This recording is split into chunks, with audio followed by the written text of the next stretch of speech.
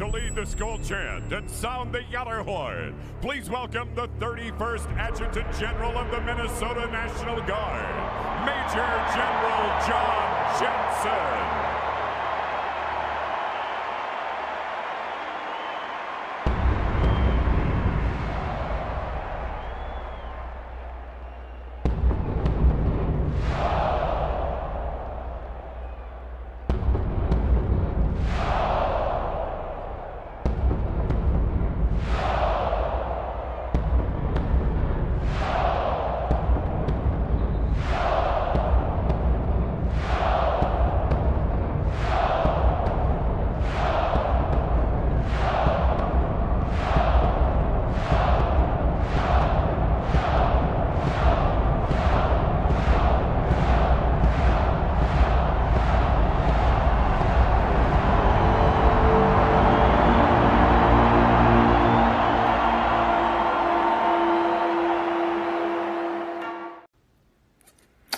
Well, hello, this is John Randall, Minnesota Vikings legend, and it is my pleasure to say, Minnesota Vikings fans uncensored, are you ready?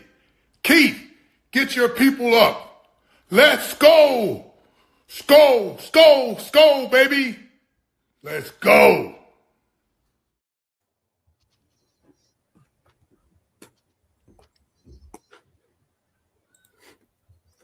What's up, Minnesota Viking fans?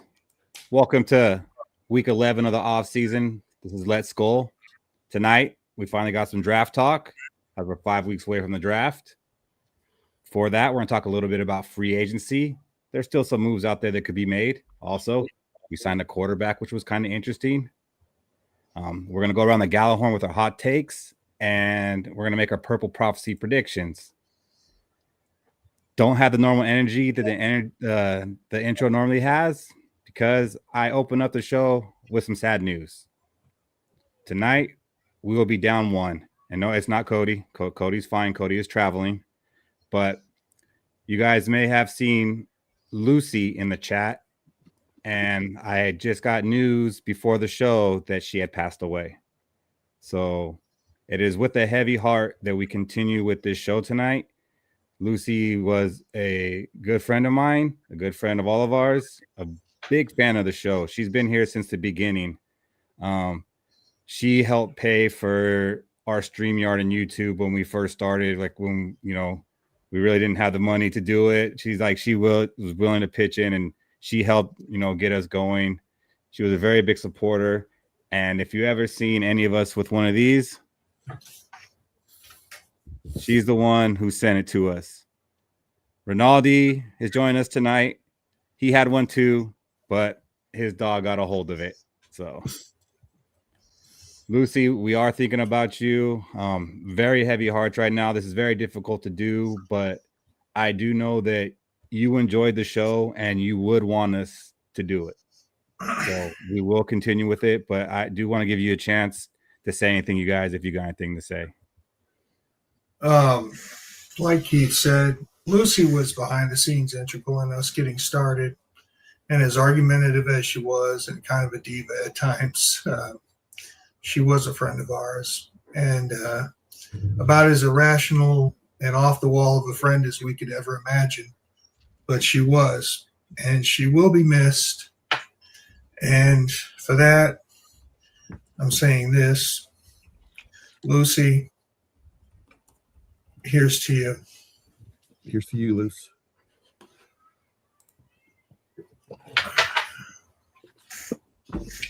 It's non-alcoholic, everyone. Don't trip. Mine was alcoholic. I broke my alcohol fast for this. Deservedly so. I could tell you from my point of view, Lucy was the type of person that was just giving. We both shared an Italian heritage, and she would, she'd hit me up on Facebook Messenger. It could be 10:30 at night. She'd talk about how much she hated Keith, and that's only a joke because she loved him to death. and you know what, man, she's the sweetest lady on the planet. I pissed her off with that damn it doll. I did a video where I put it on a grill. She was pissed for like 3 days, man. She didn't want to talk to me. And now my dog got it. So loose girl, it actually happened in the end. So listen, man, she will be missed. She's such a kind-hearted lady. I feel really, really, really bad. It's tough to open the show as a bummer, but she's well deserving of us actually having this little bit. She's watching this right now and going, way to go, guys. I know she is. And I'm very sad and I miss her a lot. Piggybacking off of what David said, yeah, Lucy would randomly send me messages on Facebook, no matter what time of the day it was. She's one person who like she'll always look at my Facebook stories and leave a comment on everything I do. And like I really like that about her because she was like a genuine person. Like you could tell like she loved a lot. Like no matter what it was, she'll love everybody, no matter what walks of life they come from. And I feel like she, she really was one of our biggest fans. And like without her, this show would not be as far as we are now. So it actually hurts that she passed away. Yeah, this is a tough one. And like you guys said, she was a big fan of our show, but she was near and dear to my heart. There was times where I was going through some stuff and she was there to, listen to me and talk me through things, and actually got me through a pretty dark time when I was going through some health issues of my own. So, I am taking this hard, but she would want us to continue with this show, and, we'll keep her a part of this show. So let's go, Lucy. Let's go. Let's go, Lucy. All right. So with the draft coming up, being 5 weeks away, I did want to ask you guys, how are you feeling going into this draft? The past 4 years, the draft hasn't necessarily been a great thing for us. Even at times when we thought something went right, like drafting JJ McCarthy, still hasn't quite worked out. We got, 9 picks in this draft, 4 in the top 100. How are you feeling entering this draft period, Fish? I'm excited about it because the spots that I think are the highest need for us that we need to improve to fill out this roster, this draft has a lot of it. Defensive lineman, running back, and defensive backs too. I'm excited. I think we can't possibly mess this up, right? I mean, we can't mess this up, right? I mean, it just seems like there's so many ways that we should be able to hit on this, right? But I hold my standard clear. We need 3 starters from this draft, and with 4 picks in the top 100, we should be able to get it. Yeah, and I don't think it's a big ask to get 3 starters out of this draft, because a lot of people kind of consider this draft to be somewhat weak, and I think it might be like top heavy weak, but I think this is one of those drafts where it's second, third, fourth round. There's players, and there's players that could start day one. Players that maybe might take a little bit longer, but could be impact players day one. There's a wealth of players, and we will start talking about them. Shaq's going to educate you all, and we'll try to fill in, a little more information. But what about you, Rinaldi? What's your optimism headed into this draft? Yeah, we have to get younger. I think it's the main thing. Regardless of whether we find 2, 3, 4, 5 starters, any of that would be great. But as a whole, this team lost last year had a rough year mostly because we just didn't have the depth, and we didn't have young depth, speed depth, right? Like we would throw guys in there and it just didn't look right. So honestly, at the end of the day, this is a draft that we've had a lot of picks in. It reminds me of the mid-teens drafts when we had a whole bunch of picks. I think there's a lot of room for movement. We'll see if they go a little bit more depth or they go a little bit more quality. My guess is they go more depth, and I'm okay with that. We have plenty of veterans on this team. There are some holes to plug. I don't know that we should expect a whole lot of them to get covered, But I do think that with the amount of picks we have, it's going to be a stronger team as a whole, and it's a better future for the Vikings based on where we've been. So for 2026, 2027, 2028, I think it's where we have to be. I definitely agree with the first thing you said about us having to get younger. That was the whole thing when Quasi and KOC came in here. We were one of the oldest rosters, and they're supposed to come in and do the competitive rebuild, get us younger, but stay competitive. And at first, it looked like that's what was going to happen. You know, they did start getting rid of some of the older players, even ones that we love, like Thielen and Kendricks, and it seemed like they were headed that direction. But come to last year, we were one of the top 3 oldest rosters. So in 4 years, we actually got older because we failed in the draft. We were able to do good in free agency, sign players, but they were mostly older guys that were, you know, at the tail end of their career. And yeah, they still had a little bit in the gas tank, but we were just doing the same Minnesota Viking thing, signing players going on year to year with no real talent behind them. And we're kind of facing that right now. So with this wealth of draft picks that we have, we definitely have to get younger. And like Fish said, we got to get 3 starters out of this thing and start working on that depth, because we are still an old roster this season. So I think we can be competitive this year, but we do need to get some younger depth. And I am pretty optimistic heading into this draft. I know I shouldn't be. I really shouldn't. I'm a Viking fan. Like, I should know by now, but I guess I'll never learn my lesson. I feel pretty confident that with Quasi and Brian Flores heading this thing, and there being a lot of talent on both sides of the ball, that those guys are going to make good decisions for this football team. And KOC's job's on the line, so he can't be too arrogant and, oh, no, it's going to be my way. He's going to have to take some input. And I think the defense is where the draft needs to go mostly. We could probably find a running back or maybe even a wide receiver 3 competition. But there's a lot of defense in here, and I'm excited about that. What are you feeling? Go ahead. Real quick, you know what just pissed me off is that we signed a 36-year-old punter, because we're going to get those memes where, like, who's the oldest team in football, and now we got a 36-year-old punter. That's going to, like, ruin the chart. But we might be the oldest team now. Yeah, we might be the oldest team. But you know what? He's probably better than some teams' QB2. 100%. Before Shaq jumps in, can I just say one thing? Happy birthday, Timmy. Timmy, happy birthday. That was for you, Timmy. Speaking of the draft, my motto is always the same. Fuck them picks. We don't need 4 top picks. All we need is a top 10 pick.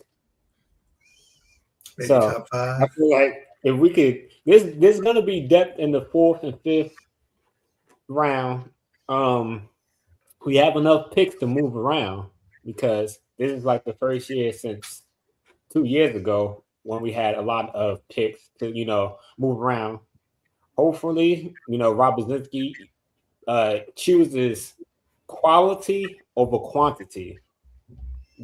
Just because you have 10 picks don't mean you have to make 10 draft picks. So I'm looking forward to, you know, call all the teams, try to move up if you can.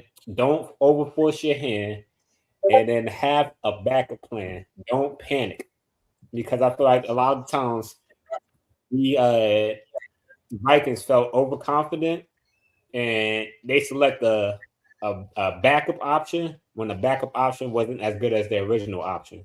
So they should go in with a mindset, and then say there's like a running back 2 on their board, but he's not as good as their running back 1. Go for another position. You do not have to reach just because positional value. Oh, Tommy all doesn't you like need your is FM picks mantra. Tommy doesn't like it. All you need is love, right, Shaq? Look at the Rams. The Rams said fuck them picks, and they've been in the playoffs damn near every year. Won a Super Bowl off of it. All you need is love. I mean, love is all you need. I mean, I can feel you on the going full Rams in that aspect if you're a team that's close. But with us, we need a whole roster damn near. Like, we need those picks. And we got to be able to hit on those picks early and late. Like, I feel like we more so just need to stay healthy versus needing a whole roster. Like, even if stay healthy, what? But you're talking about a 1-season thing. You're not talking about building longevity. You're gonna keep signing free agents. How does that work when you don't have money? We're finding that out. Yeah, I mean, shit. Give your players that you drafted a chance to start versus sign all these free agents. It's not like we haven't been drafting players. We just was like, oh, okay, we're gonna draft you, but you're gonna sit 3 years behind this 30-year-old, 31-year-old, and then hopefully within that time, with the limited reps you get, you can beat them out. No, because they suck, Shaq. Then that's it's because they suck. That's the people drafted our ass. And then that's the problem with what we drafted. Yeah, it's partly the problem, but we didn't develop them right either. Some of these guys are still in the league. Let's be honest about it; they really are. I mean, I'm not saying they're great players, and I'm not saying we drafted good, but I definitely think, and no one talks about it, that we have a development problem to some degree. There's some of that going on. You got to put the blame where it is. There's 2 Vikings YouTubers who talk about that. They talk about B-Flow not really developing our defensive players, our young defensive players, and KLC not really developing anyone on the offense. It's more so they get a veteran and then build on that veteran. So I agree with you, Ronaldo. We do got to work on development. But if they can't figure out how to develop, then that means you need to get a player that's already proven. Well, yeah, I think, Shaq, too, that the problem with the development in the Vikings is that they have such complicated schemes in both offense and defense. It's like they're not just plug and play kind of schemes, right? Are they? I mean, I don't think they are. It just doesn't seem it. Neither one. I think that's really where the problem is. Yeah, that's actually somebody might have said last year as a hot take. My hand. I don't know why it's doing that. That Kwesi actually isn't bad at drafting. It's just our coaches don't know how to develop because none of our young players have advanced past to what they came into the league for. Even Addison hasn't improved. He's just at the same level. Nobody. And somebody said, well, what about Levi Drake Rodriguez? And I said, yeah, he got 8 more snaps last year than he did the year before that. Ooh. I mean, Dallas Turner has improved. You got me there. I mean, I agree as a whole. They haven't done a good job developing, but you're going to tell me, they draft a guy like Kyle Hamilton that he's going to suck in this defense? No. Like there's been misses, like plenty of misses. It wasn't about that. They definitely didn't draft well. I'm just saying both in combination, that's a big problem, right? It's a big problem. Big problem. Yeah. And like I said, we will get into more draft talk, but let's go through some free agency stuff. And I already see people in the chat talking about it. Carson Wentz, he's back, rounding out our quarterback room. Did this one surprise you guys? Yes, because I thought he'd get flipped for a 5th-round comp pick. That could still happen. Still could happen. Next year. I specifically said this coming season. Yeah, you can do it again. Let's do it again. Run it back. Double down. I think that they definitely decided that they never want to see Max Rosemer on an NFL playing field again. So they said, okay, we're going to have to go through a lot to get that kid on the field. I'm not mad at it at all. I think Carson Wentz with the full off season with this team will be better than he was last year. Hey, Sparky, we're definitely going to talk about him in just a minute. What about you, Ronaldo? Were you surprised that we brought Carson Wentz back, and what do you think the thought process behind it was? Yeah, I'm a little. I wasn't surprised. I think that they were talking about bringing him back at the combine. So I don't think it's a surprise to anybody. It shouldn't be a surprise to anybody if you were paying attention to what was going on. However, what's the thought process? I don't think it looks good for McCarthy at all. As you guys know, I was his biggest supporter of McCarthy, although I didn't buy his jersey like you fools did. But So not the biggest supporter. He ended up, I think it doesn't bode well for him at all. He's going to have to show up, show out, and be a Superman, I think, to stay on this roster. I do think they're going to give him an outside puncher's chance at competing, but at the end of the day, I wouldn't be surprised to see JJ off this roster, and maybe he needs a change of scenery at this point. It does, in my opinion, and this is just a feels thing to steal something from my man Fish. But I think it feels to me like if I were in his shoes, I don't care how mature or immature you are, when they bring in two other starting caliber quarterbacks, your ass has to hurt. It just does. You know what I mean? This kid, they're not treating. They're not. Sometimes they said that quarterbacks don't fail franchises. Franchises fail quarterbacks. This feels a lot like franchise failing a quarterback, and maybe it's a little bit of both, but at the end of the day, I'd like to see the kid get another shot somewhere else and see what happens. I think his time is done, and I'm a big supporter. I'll be rooting for him, but I don't think it's going to be with the Vikings. I really don't. KOC coined that phrase. I bet KOC wish he never said that phrase. Because I've heard that so much over the past month. It's crazy how much I've heard that requoted. I mean, by everybody, like just random football talk at work of guys, people aren't even Viking fans. They kind of bring that up. I'm like, wow, that thing is really traveling. I'll tell you what KOC probably said to himself at the end of last season. He said, I know I said it, and I know it's a powerful statement, but there's an even more powerful statement. If it's between my family eating and your family eating, it's my family that's going to eat.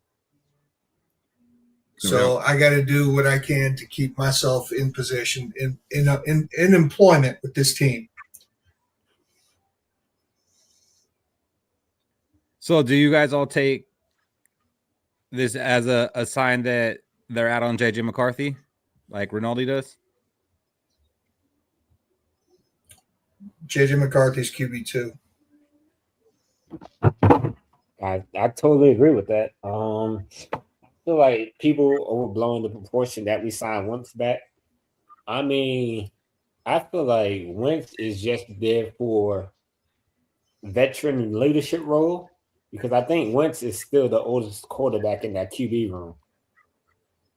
And he actually had been the furthest in the playoffs. But Wentz, after those injuries, I don't think he's going to be the same quarterback we had before he got that shoulder injury. We're assuming we're going to continue where he left off week 2, week 3 when he first started for us. I don't think he's going to be back to that role. But he can also, he's going to be a better quarterback than freaking Brosman. That's 100%. So that's one good thing.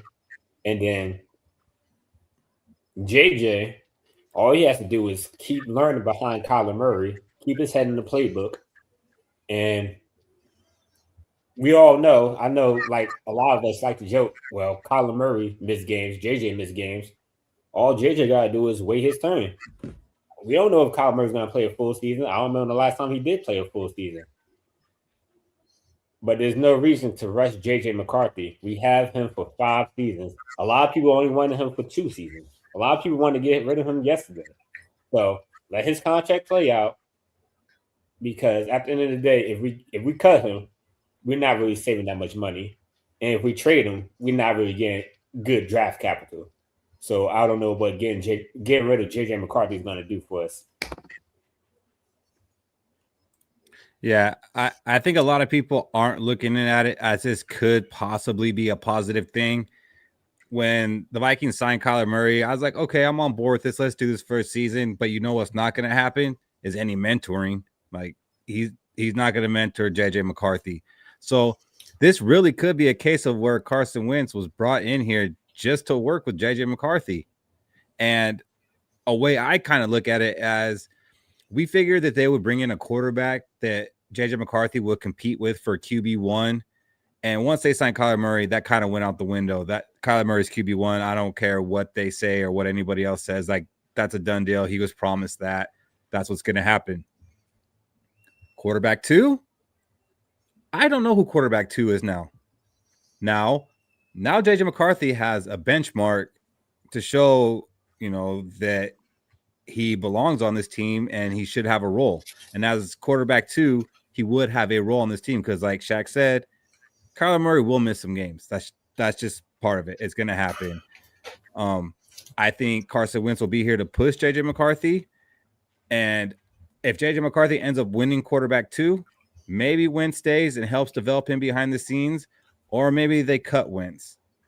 But I don't think this is a situation where, okay, Kyler is quarterback 1, Wentz is quarterback 2. We're still trying to figure out if JJ McCarthy is going to be here.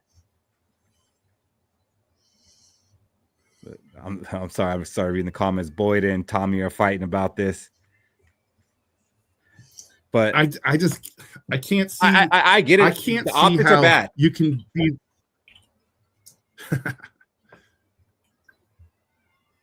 I just can't see how you could put him at number 3 at this point. The guy is coming off a starting position. It doesn't even make sense to me. I don't know. Maybe, I guess. I guess he's under contract. He's got to do what you got to do, but that's what agents are for. I don't see it happening. Mad Vikings fans are at JJ McCarthy. There's some fans who don't think he's going to be in the league if we cut him. That's how much they literally hate JJ McCarthy. It's weird too. So there was rumors out there that teams were actually reaching out to the Vikings and checking on JJ McCarthy's availability. Among those teams being the Cleveland Browns, the Los Angeles Rams, and the Los Angeles Chargers. And there's rumors out there that the organization is actually down on JJ McCarthy.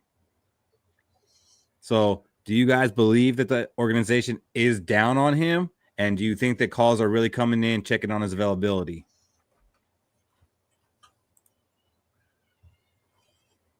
Definitely. I completely believe that. Why wouldn't they? It goes in number 10 pick. I mean, at the very least, the Chargers would be looking at him, right? At the very least. Right, because they got Jim Harbaugh, Who's their right? backup? Yeah. Well, it's Trey Lance. I don't know where Trey Lance ended up, actually. But that's a good point because they got Jim Harbaugh. But if you're KOC and Sean and McVay's calling you about JJ McCarthy, like I would kind of take that as an insult. Because he's like, you can't make it work. Send him over here. I'll make something out of him. Harbaugh's going to be like, I know just the right amount of times we need to run the ball to make this clock tick. Watch.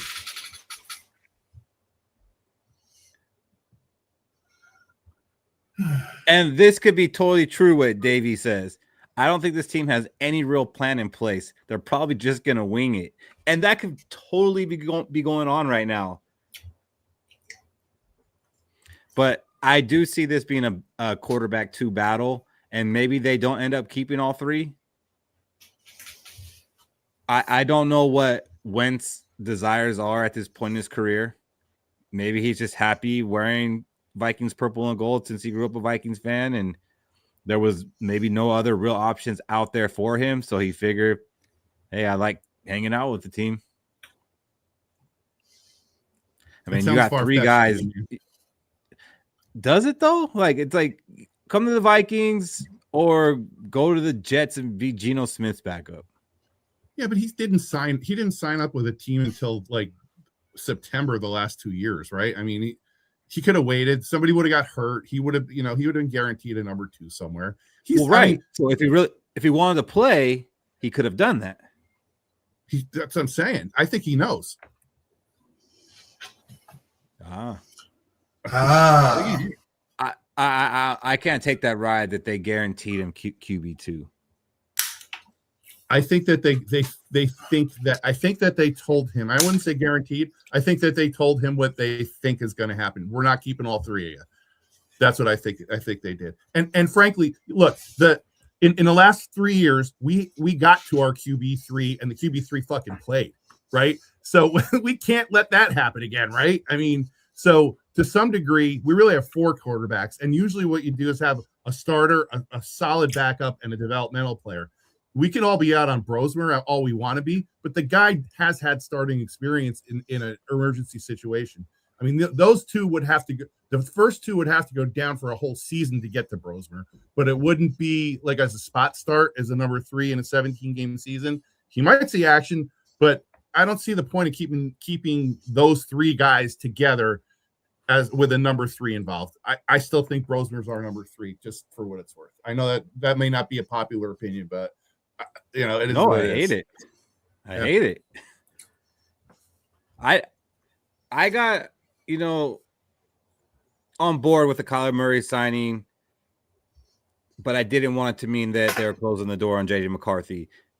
And the optics of this do look bad, and I am trying to put a positive spin on this. I am trying to spin this thing as much as I can that, no, this is actually a good thing because JJ McCarthy does thrive on competition. He's not going to get that with Kyler Murray. Kyler Murray is going to get all the QB1 reps in training camp and everything leading up to week 1 of the NFL season.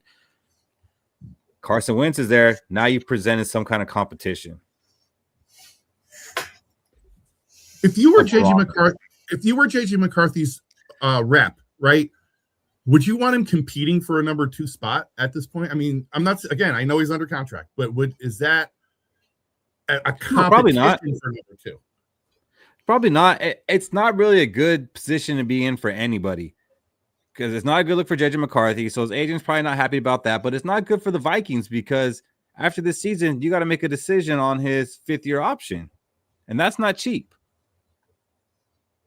So if they don't end up trading him or cutting him, what's going to happen is they're going to decline that 5th-year option. And maybe he ends up being the starter next year. And then he's a free agent. What's going to make him stay after this? not how he was treated. You know what's going to make him stay? The franchise tag. Yeah. And then it's over. Yeah, I can't be out on the kid. I think there's something there. I think we saw something. He is young. That's why I'm down to give Kyler Murray this season. I believe Kyler Murray is a rental. Like, I think he's going to sign somewhere big money after this year. Either that or he's going to have a terrible season and we're not going to want him back. Those are the only 2 options. Either he's good and he becomes really expensive, or he's bad and nobody wants him. Did you hear the Vikings try to get him signed to your contract? Because I did, like yesterday and today. Have any of you guys heard that? They tried and his agent was like, nope, I want to do 1-year contract. Jack, you heard that? Or no? Yeah. So what is that? I think I read it somewhere. I've heard it on podcasts. I'm trying to think because I'm like, I think we was talking about it before. The reason why it wouldn't make sense was because then we'll have to take more of that contract from the Cardinals. But take that whole $36 million. So I was trying to find out what would be cheaper, us to take that $36 million contract, or if Kyler Murray, if he balls out, he basically got us by the balls. Well, Shaq, I'm not worried about that because he's going to do shit. He's going to suck. He ain't. I'm going to be straight with you guys. I think JJ McCarthy beats him out for the starter of week 1. Because this is a complicated offense, and Kyler Murray, he's going to be that sweet little toy that we just got off the clearance rack for $1.3 million.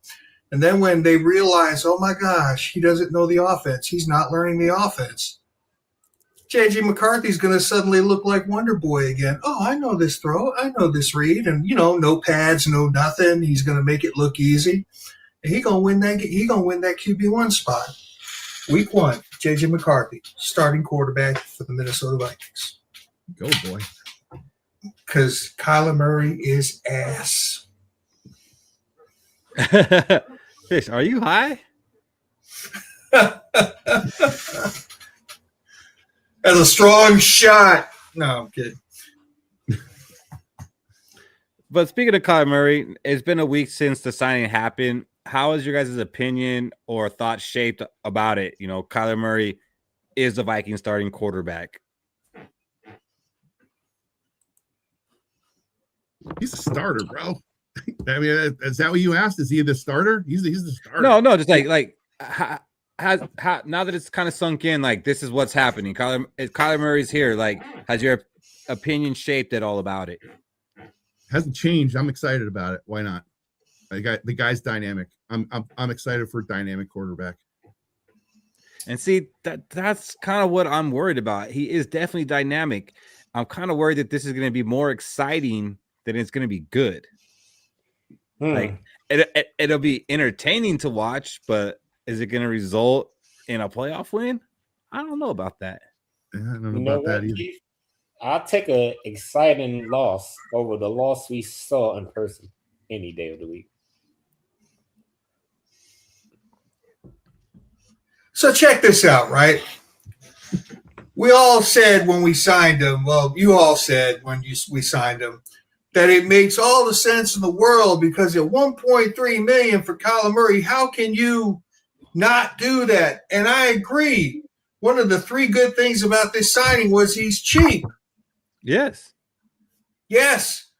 Also, on the backside of that, if the dumbass can't learn the playbook fast enough, they can use that at, that's the temperament of it, where if he's not starting right away, oh, well, we only paid $1.3 million for him. He needs to get it. He learn. Maybe he's having, the foot problem he had last year. Foot problem. Maybe he's, we'll see him by week 5 or 6, and he'll be starting then, and he'll take the team over. So, I mean, there is that it's because we didn't pay 10, 20, 30 million for him this year. We got him 1.3, that they don't have to make absolutely certain that Kyler Murray week 1 is the starting quarterback for the Minnesota Vikings because they have that buffer. There will be enough fans who will understand, hold on. It's okay. It's not like we paid him a boatload of money. Cardinals are paying for this. He can be our QB2 for a couple of weeks while he gets in there. And he's ass. He sucks. He's going to have more interceptions than touchdowns when he does play for us. Why though? Why do you say interceptions over touchdowns? He has That's to. not his MO. Because he has to. Fish has to say this. I don't think. I know what he's doing. Work that, Fish. Work it. But you're right. You're right, Rinaldi. Like historically, that's not his MO. Like, he doesn't throw a lot of interceptions. No, he just doesn't have his yards per pass stinks. I mean, if there's anything that I think that stinks about this guy is that he just throws short. I don't see that intermediate. That's what's funny. For this to work, KOC has to change his offense to tailor Kyler Murray. And that offense that he has to tailor to Kyler Murray, you know who that offense would be great for? Sam JJ Darnold. McCarthy. I would agree. Yeah. He has to run the same offense that he would have to run with JJ McCarthy. Yeah, I would agree. How did that work out for us? Murray's got a better. We started doing it. We won 5 games in a row. Yeah. So pretty good. I mean, it's almost like he's a 2 or 3 inch shorter JJ McCarthy in both skills and ability. It's like, wow. See, and that's what he has on JJ McCarthy is his ability to scramble and make plays happen on his feet. That's something KOC hasn't shown the love. And a stronger arm. Look, stronger arm and JJ McCarthy was throwing balls that our 1A and 1B wide receivers couldn't hold on to, Shaq. I don't know, but that stronger arm's a good thing. My bad. Stronger arm with catchable balls. Not lately, bro. Like the last 3 seasons, he has one of the worst accuracies out of all quarterbacks on passes, like over 15 yards. Right. We got that at home. Intermediate stuff. It's the intermediate stuff, though. His long passes, the layered long pass, is better than what JJ's got. That's what I think. I think that's what KOC sees in this guy. He can throw that bomb, and it's just like a big arc. I've never seen McCarthy throw that ball once. It's always a dart. It's always a bullet, right? I think that's what the difference is. I think that's what he sees. And if you think about it, McCarthy had a lot of balls batted at the line. I mean, this kid's going to get some balls batted at the line. I would say that that's his biggest problem. But McCarthy had a lot of balls batted at the line too, more than he should have for a guy his size. It's a learning process. Yeah, Gotta right. let him learn. That's why I'm okay with whatever they do this season if they don't cut bait. I don't want them to cut bait. I want him to get another shot at this. I want him to be able to compete in 2027. Because, again, I take Kyler Murray as a rental. I don't think he's here in 2027. Unless he goes, maybe he wins 2 playoff games. I'm not even going to say he has to take us to the Super Bowl, win the Super Bowl. If we win 11 games this year and win 2 playoff games, I probably can't say much. But other than that, I want JJ McCarthy in 2027. And if he can't take this season to get right and be that guy, then I'm going to have to join the camp of the others saying that he'll never get there. But I'm not there yet. But like Fish said, the thing about Kyler Murray, one of the good things, he's so cheap, $1.3 million. And I'm reading in the comments, the other good thing is Kyler Murray has never had more to play for than what he has to play for this season. Like, he's not already paid. Like, okay, yeah, he kind of is, but that contract ends this year. He's going out there to play for his next contract, and he probably wants one of those $50 million contracts that all these other quarterbacks are getting. He's like, Daniel Jones got what? So he is definitely, playing for more than he's ever played for before, in a better structure than he's ever been in before, with better talent around him than he's ever had. But on that note, since this to me is kind of like a rental, it's kind of we're going all in. We're trying to win this season. I know we don't have a lot of money to go out there in free agency, but there is some money. There are still things the Vikings could do to make some money. Do you guys find it a little bit interesting that they didn't hit free agency a little bit harder? It's like, okay, we just got this quarterback for $1 million. We were probably looking at going to spend $10 to $15 million on a quarterback to come in and compete against JJ. We got this guy for $1 million. Like, let's build this up a little bit better in free agency. Like, do you think they're like, nah, you know what? Our roster's actually good. We're just a quarterback away. Or on the flip side, hey, that team doesn't have a GM. We don't know. The coach is kind of in turmoil. Do you think players just didn't want to come here? Yeah, coach's seat's hot. Coach's seat's hot, playing out of desperation. I mean, for God's sakes, they signed Kyler Murray. Doomed to failure. So go ahead, David. Sorry. This make me laugh, man. I don't know that I don't know if I agree with part 2 of that. I think Kyler Murray could have went and started on Cleveland, probably had a good shot at starting at the Steelers, probably had a pretty good shot at starting at the Jets. He could have walked in. He picked the Vikings for a reason. And I don't think that there's that much of that kind of a negative view from football players is to not want to go to Minnesota. I don't necessarily see that as a reason for not, even without the GM thing. I think Brzezinski's a respected guy. I think KOC's still respected. He's an offensive mind. A lot of people still have that perception of him. At the end of the day, I do think that the lack of signings were. I don't think there's a lot of holes that we needed that guys got signed on. The players that we signed, not only did we stay with our own players, but they were as good as anybody that we had to plug a hole with.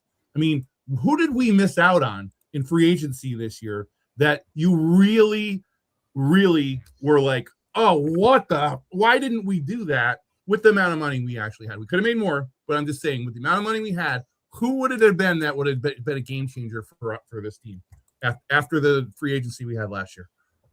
Shaq's got that grin. Who is it, bro? Oh, who? Kenneth Walker. Well, I knew it was going to be a running back. If we would have got a running back, we could have just went straight defense, all 10 picks. Defense.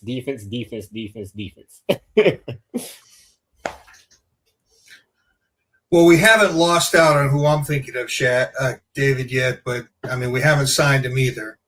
And it's the ageless one. It's the man that time forgot. And that's Calais Campbell. Yeah. And he could change things.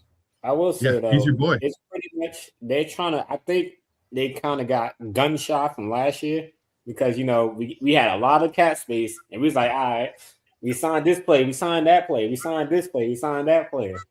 And then when it came down to play, either they was injured coming into the season or they got injured during the season and they didn't really live up to the expectations, I would say, hopefully our coaches had.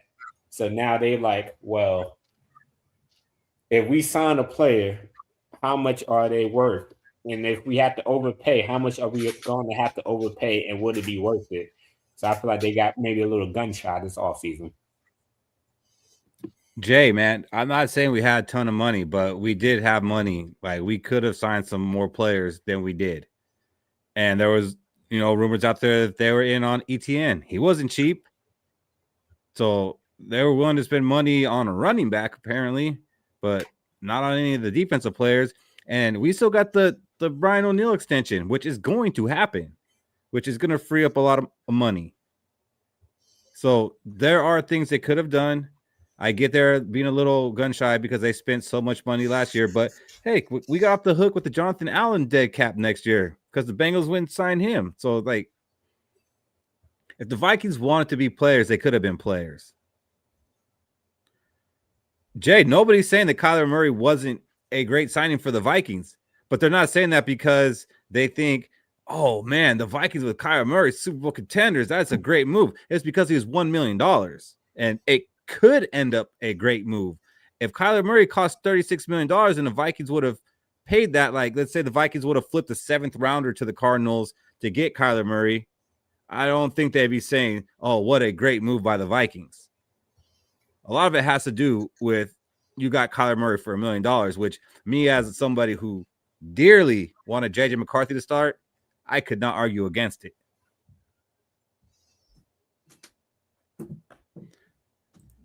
So we did make some free agent signings this week. The biggest one, we got ourselves a punter. Look at that young man. Johnny Hekker, mostly known as a Ram. He's played 14 NFL seasons, never missed a game, 4-time Pro Bowler, 4-time first-team All-Pro, 2 second-team All-Pros, currently the active leader in punt and punt yards. And last year, he had 78 punts for an average of 46.8, which is his career average, not falling off. The big thing here is he's been a long-time holder and a pretty good one. I think that was the thing that we were all worried about when Ryan Wright went away. That, oh, man, we just lost Riker's holder. Like, we could find a guy that can kick the ball. Like, not a problem. But the holder was the reason that Wright kept his job, because I feel like Oscar Chapman beat out Wright as far as punting last year. But he bobbled a field goal. Couldn't hold the ball.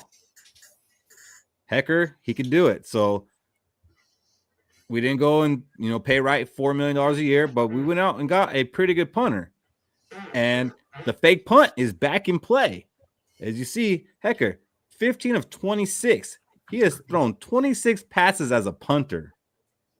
That's ridiculous. I believe I was at one of those games. I think he did a fake against us in that shootout with Kirk Cousins and what's his name? Jared Goff in 2018. So yeah, I think this was a pretty good signing. I know a lot of people wanted to draft a punter because there's a guy out there named Thor, which that just sounds like a Viking. So we lost that game, right? We did lose that game. I can't wait till Shaq, obviously, who was in attendance?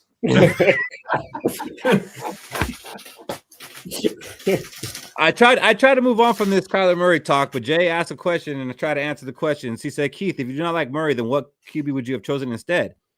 Kyler was the best available. And I just said I am on board with it because he was $1 million. If we had traded and paid him $36 million, I was not on board with it because I wanted JJ McCarthy to start. I was down to bring in like Geno Smith or Russell Wilson, even Kirk Cousins, someone to challenge JJ McCarthy as a starter. But what I wanted JJ McCarthy to start. But getting him for $1 million, I think it was a great signing. And that's all I'm saying is people are calling it a great signing because of the value. So Jay corrected himself a little bit later. He meant that towards me. So I'll go ahead and give my answer. If the price tag's the same, and I think it would have been the same, if not, it'd be really close. If the choice was bringing in Kyler Murray or Kirk Cousins for the same price tag, I'm gonna pick Cousins, because if Cousins plays, Cousins is the type of quarterback KOC needs to run his offense. Not saying Cousins could have beat J.J. McCarthy. I think it would have been more of a toss-up. But if Cousins would play, he would be standing at that 7-foot stop, making the reads, throwing the ball. And that's what KOC needs. I think Jay might be a little behind. It might need to hit the live button. I've seen his comments come in a little bit later. And I think Shaq said the same thing, that, once we signed Kyler Murray, he's like, oh, man, I really thought Cousins was coming back. Yep, he was depressed.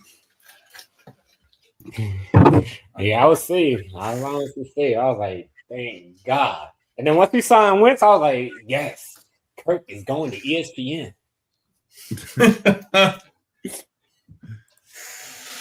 So that was one of our free agent signings. We made another one, which actually became finalized today. Ryan Van DeMark, offensive tackle from the Buffalo Bills. Buffalo Bills put the restricted free agent tag on him, which is the same thing we did with Ivan Pace, meaning if another team comes in with a contract offer, the Bills have the right to match that offer, and he will end up staying. If they don't match the offer, he goes with the team that made the offer. They get no draft compensation. The Vikings came in with a 1-year, $4.2 million fully guaranteed contract. And today, the Bills said they will not be matching it. Now, I'm not going to act like I'm a big Ryan Van DeMark expert. I'm not. I had to go look this guy up and see what it was all about. And what I like to do when I don't know much about a player that we get from another team, I like to see what his former fan base is saying. And let me tell you, Bills fans are not thrilled that the Bills did not sign him back at $4 million. They were kind of disappointed in it. He had a few starts for them last year, not a ton of snaps, but he played both right and left tackle. He's a swing tackle. Good swing tackles are hard to come by in this league. You saw us with Justin Skol last year. Didn't go well. We have two really good tackles on this team, but they both have injury history. So having a good, dependable backup tackle that can play both sides of the ball, that's awesome. If you like PFF, I put his grades up there. Not bad for a guy that only played 200 snaps. Sounds like a good signing to me. You guys on board with this one? I will say this. At first, I kind of had my knee-jerk reaction because I keep thinking about one play, Harrison Phillips.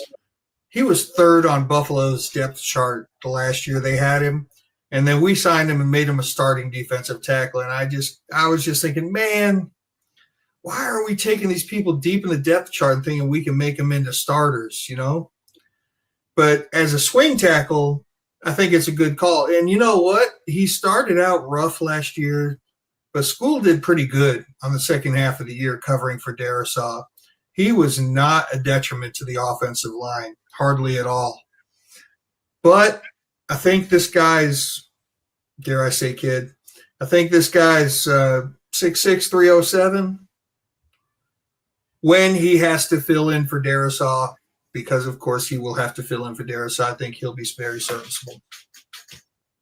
Well, you know who else, played well at the end of the season and still got cast away?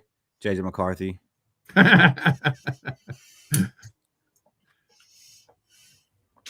It's the whole body. Yeah. Van DeMark looks to be a bit of an upgrade. I mean, we are talking about a swing tackle, which is a really important spot on a football team. But I mean, the difference between Van DeMark and Skol is probably, I don't know, the difference between I can't even give you a good analogy, but I don't think it's that much of a height. But I do think he's a little younger. He's got a lot of experience. I think it's a solid move. And they got him at a price that they wanted him for. Somebody on the team actually obviously liked him enough to throw out that line on a restricted free agent, and that says something to me. So I think it's an upgrade, but not a major one. And another thing that this I think solidifies is Blake Brandle's our starting center. Yep. Or he's going to be more considered for the center. Yeah. I would agree with that. I'm not ready to give him that title yet.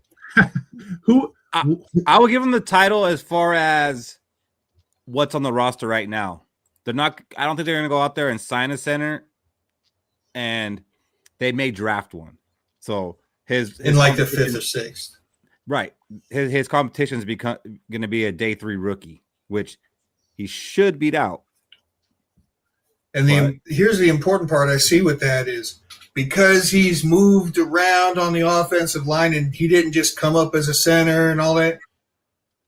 If we got to re-sign him as a center, we will get him at not full boat, even if he's really good this year. We'll get him as some form of a discounted cost because he's not a bona fide certified, I've been playing my whole life as a center type deal. Well, you're speaking my language now, Fish. Kmart Keith, baby. So that's it. The Kmart Keith thing is just so funny to me because that was my first job. That's just funny. So Deals. This also tells me that maybe Rouse is in some trouble. Maybe Rouse isn't projecting into what they had hoped. I mean, what round was he? 6 or 7. Yeah. 6, 7. I don't know.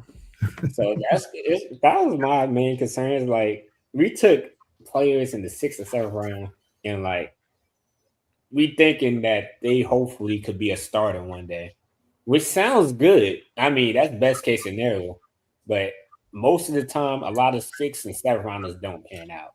They more so just depth and bodies. Well, because he's getting replaced by UDFA. Yeah, so after a while, I was just about to say that. After a while, I feel like from the 5th round to UDFAs, they all in the same bunch of either you're going to be a gym or you're just going to be bounced around the NFL being a camp body. So I really value 5th round picks later. And, everybody get Joe Montana was a 4th round. Tom Brady was a 5th round. Stephon Diggs was a 5th round. Compared to how many years the picks being picked in the 5th round, I just don't like the percentages. Shout out to you, Robbie. That's the only time I use your percentage method. And I got to address this because I feel attacked. Obviously, Bob has seen me in the line at the Golden Corral, and he said, see, there's a center right there.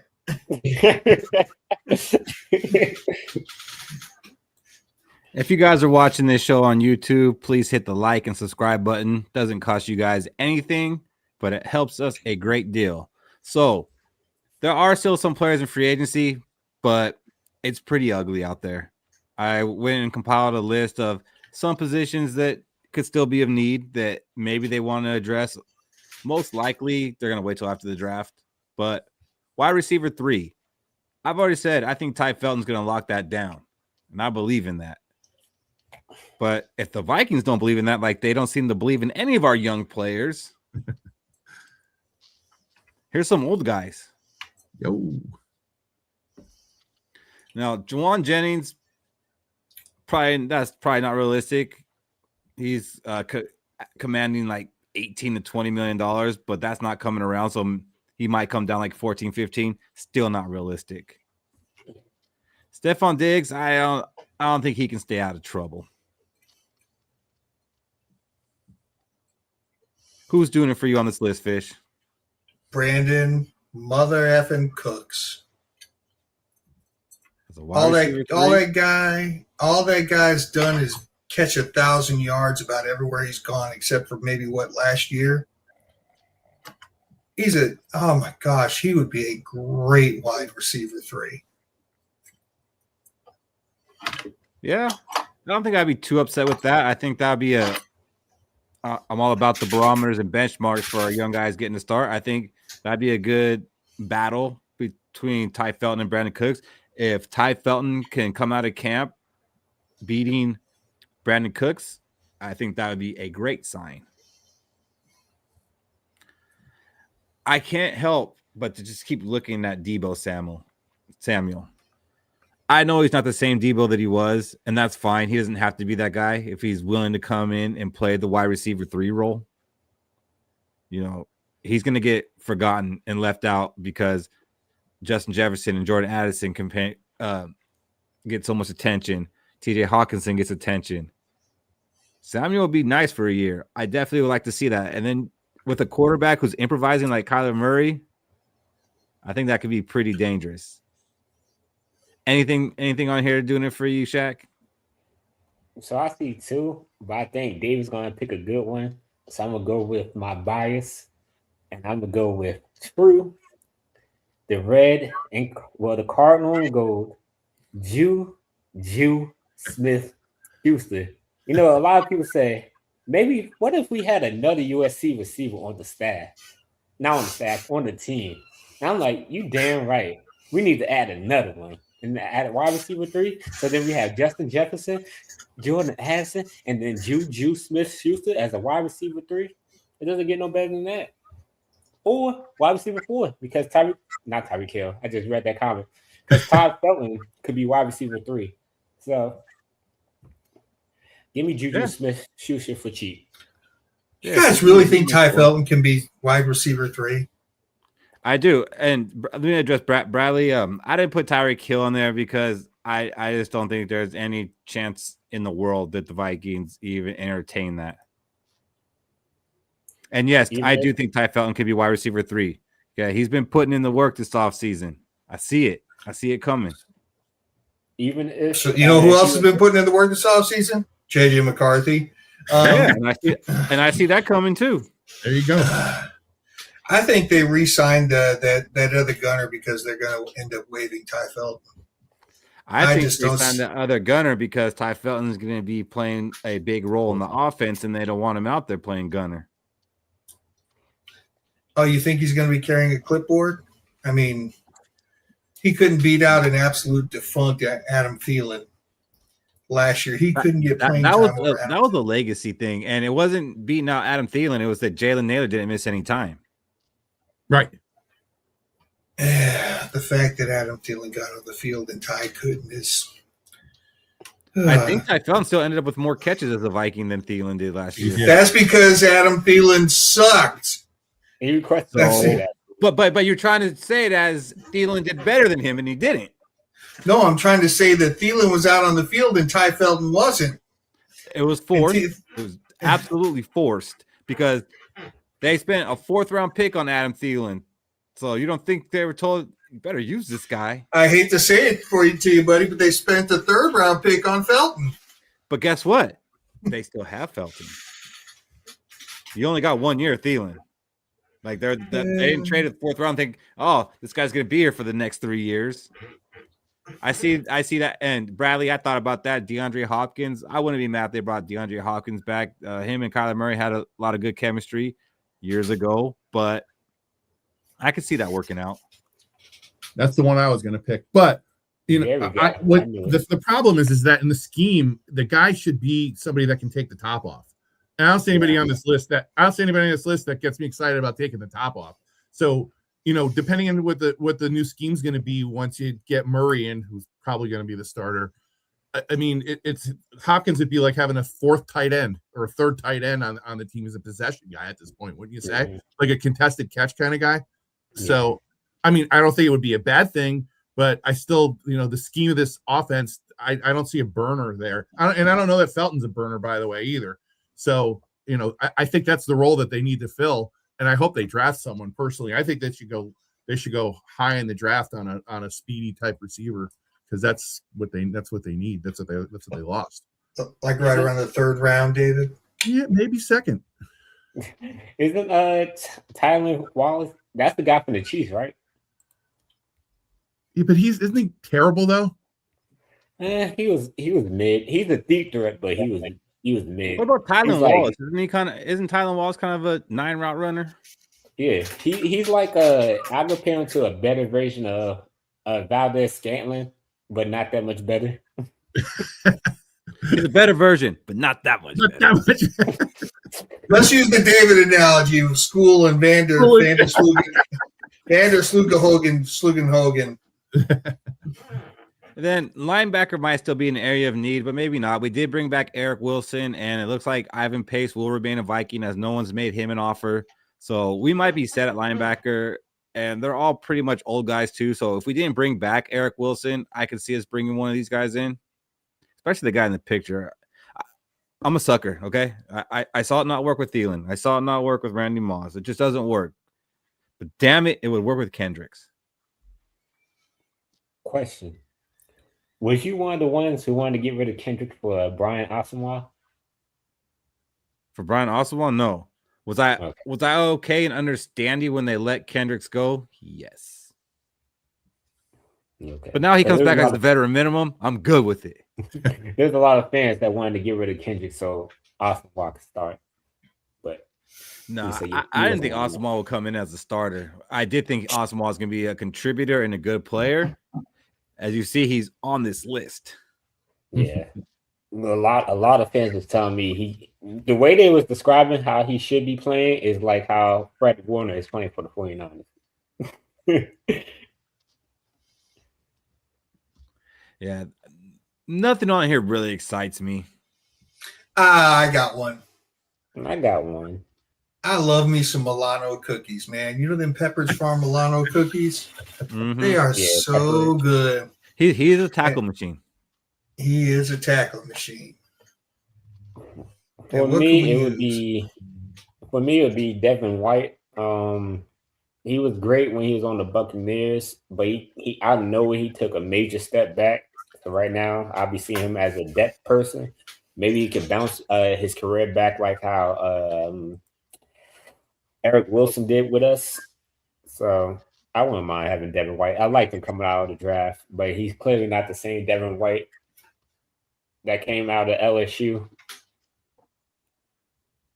Yeah, I was pretty sure you would go Devin White on this list. Yeah. It seems to me that in our scheme, linebackers need to be able to get side to side for the most part and be able to cover. And I don't see guys like that on this list anymore. It's like beyond their age. So I'm going to say to this. Yeah, and we're going to draft Jacob Rodriguez anyway. So let's go. That would get me excited. Cornerbacks. I do think quarterback's still in need. We did get one in James Pierre. I do still think we need another one. Probably address that in the draft. But there's a couple on here that they brought in. I'd be like, okay, that's a good move. Who you seeing on here, Fish? I don't see my guy. Oh. That's funny because I see him.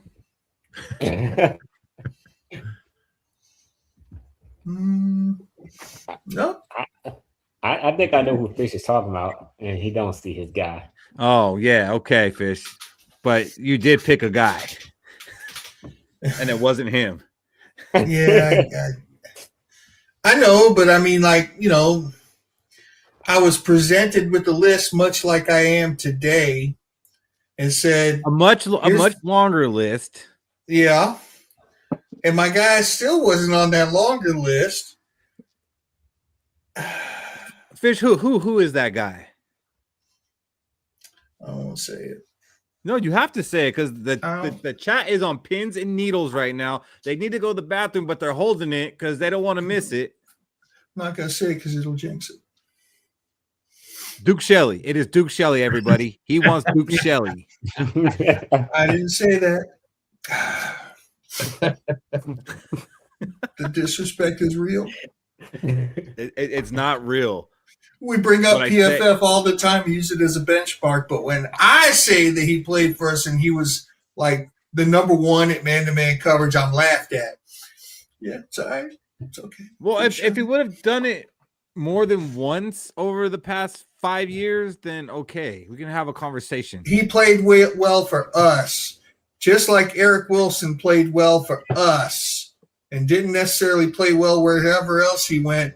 And Eric Wilson is back, and I think we're all universally happy that we re-signed Eric Wilson after he played well for us. Duke Shelley played well for us. Bring his ass back. Bring Duke home. Who you liking on here, Shaq? So I would go with my bias with Adoree Jackson. You know, you can't have enough USC players on one team. But I'm not going with Adoree Jackson. I'm going with Jack Jones. He's like an underrated corner. Like when he played for the Raiders and they was like a bad team, he was actually a pretty good coverage corner, and he has actually returned a couple interceptions for touchdowns. And damn it, he did attend USC at one point in his career, so you know he does have that going. Did he? Yeah, he did. I did not know that. Yeah, well, you know. I like Jack Jones. Either one of those cornerbacks that played for the Dolphins last year, I'd be good with Jack Jones or Rasul Douglas. I know Rinaldi's looking at L'Jarius Sneed. Well, you know, if I had to pick one of these, I probably would. I think Fabian Moreau would still be fine. That's the kind of guy we need. He knows the scheme. Bring him back. We already know that's who it's going to be, Rinaldi. It's not fun. Let's have fun. I know it's not fun. It's just, I know it's all right with me. That's what it's going to be. Well, you got to be the voice of reason, David. Where's the old David? Yeah. I don't even know you anymore. Safeties, there's not too many of them out there, but I'd be okay with Kyle Duggar. He had a good season with the Steelers last year, and our defensive back coach came from the Steelers, so there's already a relationship there. But I'm guessing if he wanted him, we'd have him. Jabril Peppers too, right, Shaq? Yeah, Jabril's a funny story. Pretty much, I guess he was like a jack of all trades, master of none type safety defensive player. And like, if we signed Jabril Peppers, I could surely see him competing with Josh Metellus for that role we have Josh Metellus at. And I feel like former Michigan guys. Yeah. And I feel like B-Flow would be able to use Jabril Peppers more than Josh Metellus because Jabril Peppers actually has more aggressiveness and tackling ability versus, you know, Josh Metellus, who's kind of good at coverage. And he's when it has to come down to run block, not run blocking, but run stopping.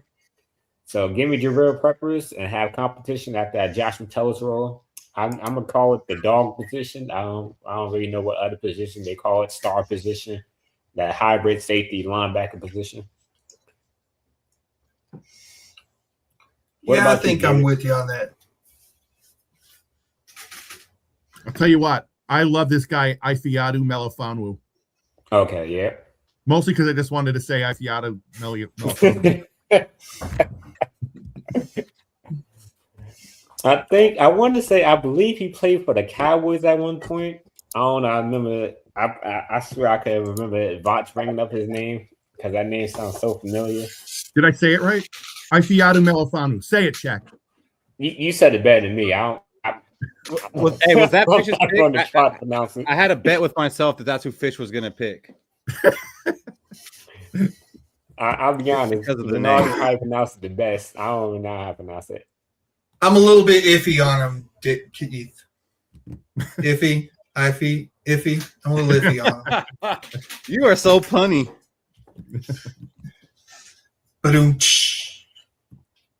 So I have some video clips, and the problem is I made them on a different laptop, and they're not on this one. So I'm trying to get creative here. Nice. Hamlin. I mean, he was the Bills guy that died, right? He came back to life. Yes. Mm-hmm. Is he any good? I don't even know. What? He's mid. He's okay. He's not like. He's more like depth. He'll be a depth signer for us. Well, all of these would be a depth. They are. They all are, right? That's me, Fish. Yeah. I was freaking out, dude. I would say I wouldn't mind bringing back Woods back either. He played for us at one point. I don't know if it was under B-Flow or was it under Ed Donishell. I feel like it was Donishell. It's a while ago. But Woods did have a decent season with us. He did. I'd be okay if he was the pick. All right, enough of them old dudes. Let's start talking about some young dudes. Let's get into a little bit of this draft talk.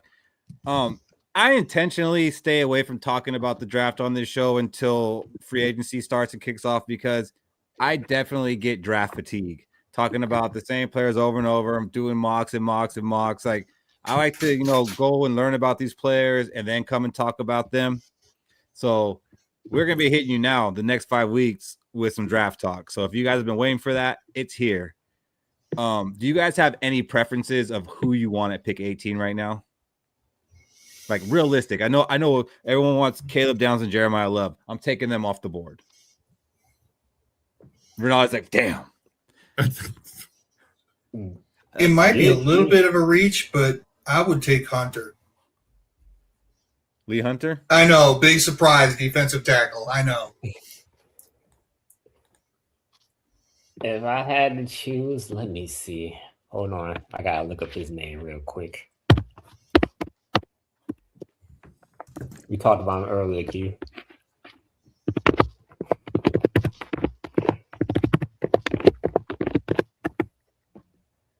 Oh. Caleb? No, not Caleb. Damn, I can't pronounce this guy's name. Afiatu Molafuano. Not him. I'm gonna try though. We just gonna call him his nickname, Vega Lone or Vega Lone from Penn State. Everyone's saying Thieneman or McNeil Warren, and He is. I think McNeil Warren. I think that's where I would like to go. Wouldn't be mad with Thieneman, which is kind of funny. Like after the combine, he really shot up the boards. Like he was a fringe first rounder before the combine, but then after it, he became a darling. Sadiq. If he's there, man, I don't know. I don't know how I feel about going tight end at pick 18. I think we have bigger needs. Yeah. He's going to be going. Oh, okay, so, all right, hold on just a second. Sorry. Uh-oh. Do we want to draft best player available or for need? I want to draft the best player on defense available. Caleb Downs? Like, I like our offense. I do. And they're not old, really. I mean, you can make a case that O'Neal's old, but we're not going to draft a tackle. Defense, that's where we're old. That's where we need to get better. We can't just keep depending on, well, we got B-Flow. We can make it work with these guys. Like, B-Flow might eventually get a job. So it might be good to have some players that can play under any system. Mansour, cornerback. Man, I would love if we got Delane Mansour. Cornerback, that I'm like I got a little bit of Zimmer in me. I'll always consider a cornerback in the first round. I usually do, but I've been burned by us not getting the top cornerback so many times. I just gave up on scouting corner because I'm like, oh, this corner be day one starter, elite, he'll lock down anybody, and we just never get a chance to draft him.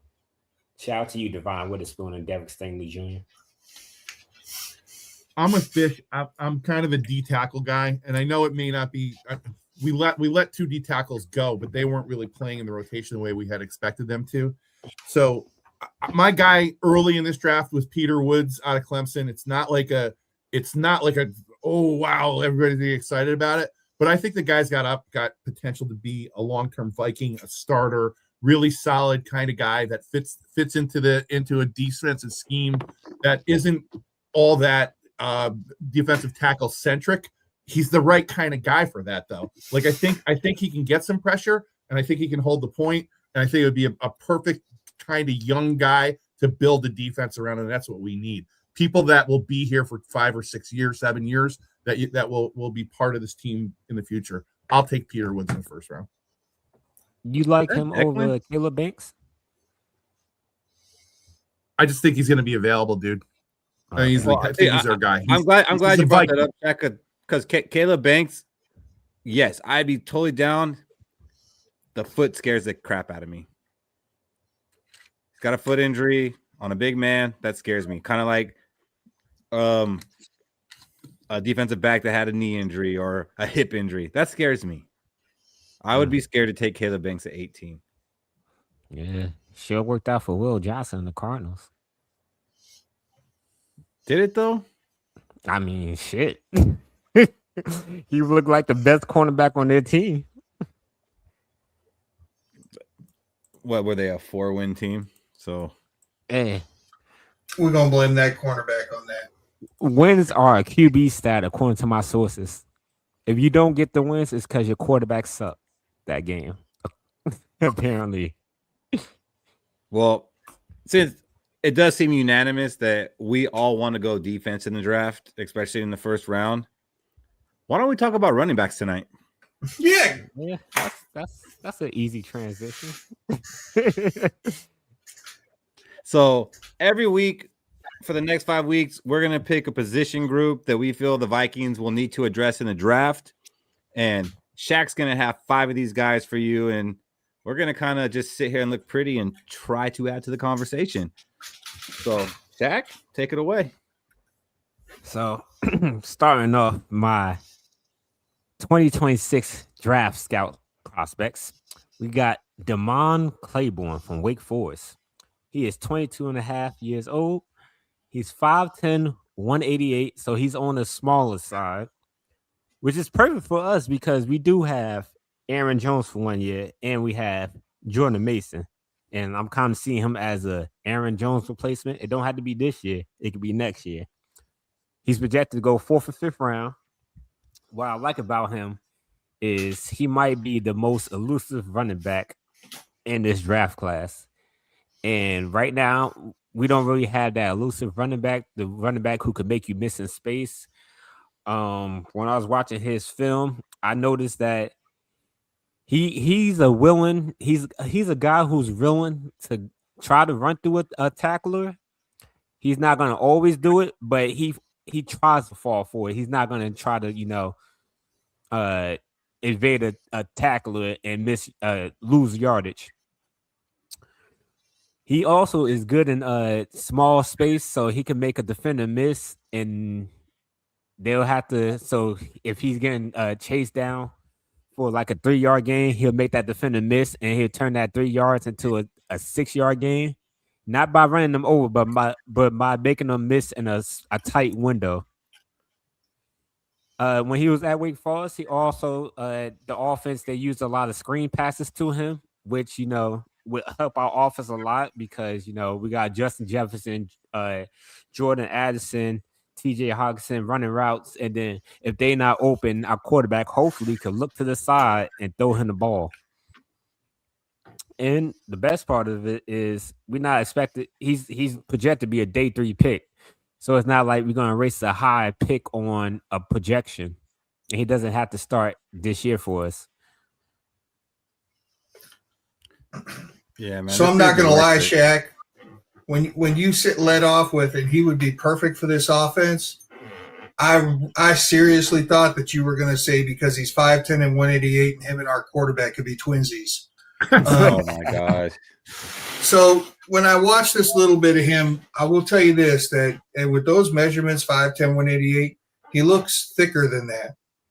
Like he looks more stout than a guy that weighs 188 pounds in the NFL.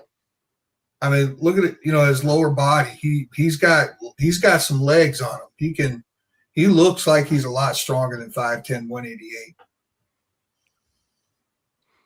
I want to be careful saying this, but he reminds me of Jahmyr Gibbs. I mean, obviously it's a different breed, but he just seems to have that same type of game. And obviously he's playing against different competition. Yeah, I will say you had mentioned his name before. A former Viking who he reminds me of is Jerick McKinnon. Okay. When Jerick McKinnon was on the Vikings, he wasn't I wouldn't say he was a speed back, but he was kind of more so a scat back where you could throw him the ball when AP needed a break or Dalvin Cook needed a break. You could I can't even say Dalvin Cook because Dalvin Cook got injured. It was Latavius Murray and Jerick McKinnon. Jerick McKinnon would get in, catch a screen pass, or he'll run up the middle, and he wasn't afraid to run up the middle. So if we have Damone Clark with his speed and then Mason being our hammer, that could be a nice 1-2 punch for us in the future. Yeah, I wouldn't be mad about this one. He looks fast. I do think he's a little bit of a long strider, though. For a smaller guy, he doesn't have a lot of stutter step to him. He takes long strides for a little guy, which is just weird. I'm not saying it's a definite knock, and I'm only looking at a little bit of film, but that's kind of what my impression was when I looked at it. Maybe I'm crazy. No, you're not No, crazy. that's a good observation. So, a negative on him though is he does have fumbling issues. Oof. Pass. He does have fumbling issues, so that's why. And he's a little, I guess he got a lot of carries, so that's why he's not projected to be like second or third round. But if he cleared up that fumbling issue and then put on maybe I'll say 10, 20 pounds, he could be a top 20 running back in this league. Games you could watch is him against Florida State and him against Duke. Yeah. What I see with him, he's a speedster. He's a guy that, you got to create some space for. Probably going to get stuff at the line a lot. But when he does break one, he's going to take it all the way. We are looking for a home run hitter, and he can be that guy. A quarter of his carries in 2025 went for 10+ yards. So, he probably stuff, boom. Kind of that kind of runner, and also going to be a factor in the passing game. Wouldn't be mad at it if we had our first 4 picks were solid picks, and we get this guy in the 5th round. I'd feel like okay, that might have been our best pick. I will say, Jay, he is a willing blocker. Big deal. That's a big deal. He is a willing blocker. He's not going to always put the defender down, but he would put his body in the way. So. There's that.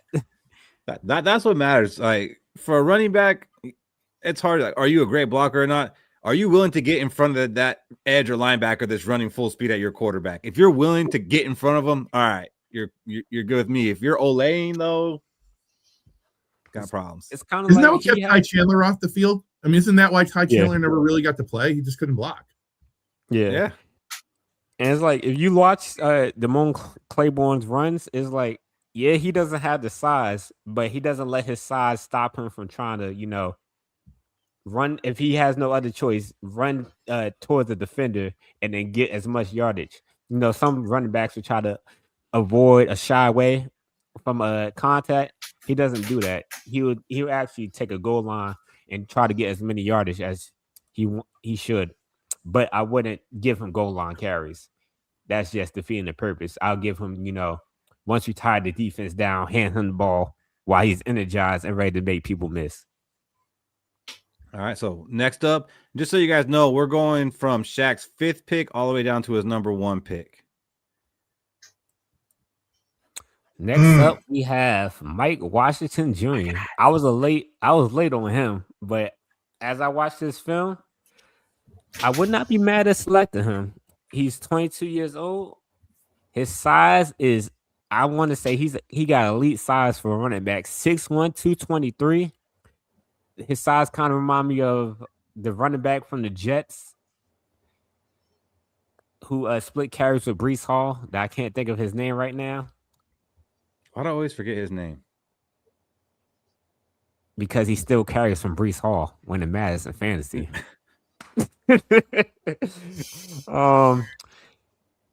He has 73 catches, 470 yards, 3 touchdowns. Braylon Allen. Yeah, he reminds me of Braylon Allen, or some people like to say Adrian Peterson. I don't want to get everybody's hopes up that he's the next AP, but he does run with speed and power, which usually on the opposite ends of the spectrum. He's pretty much a fast one-cut running back. Once he sees the hole, he's gonna burst through it, and he's gonna try to run over anybody in his way. He falls forward. He runs hard, like he's always angry. He breaks through arm tackles. Crazy part is he used to be a former receiver, converted into a running back, so he has receiver abilities. Boom. And boom. He's like basically we could use him as a goal line running back, something we struggle with. Apparently, I don't know if that's on KLC or the running backs we have, but he is a good power back. From the videos I've been watching, A lot of people say he might fit a gap scheme better than a zone scheme, but I would not mind adjusting the offensive line to accommodate having Mike Washington Jr. in that Stick right backfield. there. I just like watching this guy run. Like, yeah, I don't want to get anyone's hopes up or act like I'm saying this is Adrian Peterson, but he reminds me of running like Adrian Peterson. He's fast, he runs hard, he doesn't run away from contact, he welcomes it, and he tries to run through you. And he's pretty successful at doing it. I think a lot of people kind of look past him because he played at Buffalo for 2 years, and then he played at New Mexico, and then last year he played at Arkansas and finally played for a big school. No one was really paying attention to him until the combine. Like at the combine, he really showed out, and he became a darling. And I know right now his projection is the 3rd or 4th round, but like somebody said in the comments, I would not be surprised if Mike Washington goes in the 2nd round, and I don't think it would be us making that pick, but in the 3rd, I'd pull the trigger. Also, another thing with Mike Washington Jr., his offensive line wasn't really that great. So he had to basically gain all these yardage by himself most of the time, which I love from a running back because, it's easy to be a good running back when your offensive line always make the right blocks and stuff. But when you have to, your offensive line isn't shit, and then you basically got to gain yardage on your own. That's what separates elite and good running backs from okay to just another running back. If you want to watch more film on Mike Washington Jr., you could watch him against Utah, which has a great defense. It basically showed him gaining a lot of chunk plays, or you could watch him against San Diego State, where he got multiple goal line carries and he basically punched it in.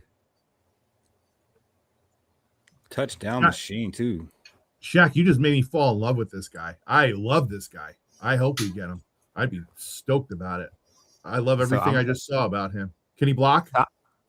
He's another willing blocker. Fucking where's the downside to this guy? Go ahead. Shaq, you go ahead and tell him. So Ronaldo, you might feel a little sad. He is another prospect with fumbling problems. How big are his hands, bro? Yeah, he had 10 fumbles in the last 3 seasons. So, the Adrian Peterson comparisons do not stop. They don't.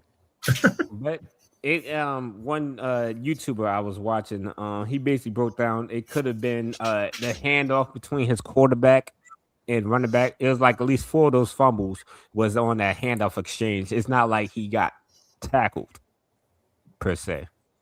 So maybe coaching could fix that. Championship all over again. Next we have shout out to Boyd. I gotta say shout out to Boyd because Boyd been pounding his table for Emmett Johnson. I'll say week 0 of college football. He was like, Emmett Johnson will be the best running back in this draft class, even better than Jeremiah Love. So let's talk about Emmett Johnson from Nebraska. 22 years old, projected to go 2nd to 3rd round. He is basically, I'll say, a combination back, basically a running back who could do it all, but he doesn't do everything at an elite level. He's just a running back who you could make do different things, and he does it good enough to where you be like, oh, okay, we can keep him on the field. He has great vision, and he has patience where, he could find an open lane. When I was watching his film, I noticed that he loves to use the jump cut move. Like he spams that anytime he gets a chance. He's not very elusive, but once he makes a jump cut, he makes it very hard for him to tackle. The games I did watch of him was against Fresno State, where he made multiple defenders miss against him, and also Boise State, where he showed great patience running behind his line. So I would not mind Emmett Johnson. He's not going to be an elite running back, but he could be a running back where, I'll say throughout his career, he could be at least top 5, top 6. He probably won't be the number 1 running back in the NFL, but he can always constantly be that top 5, top 6 running back throughout his career.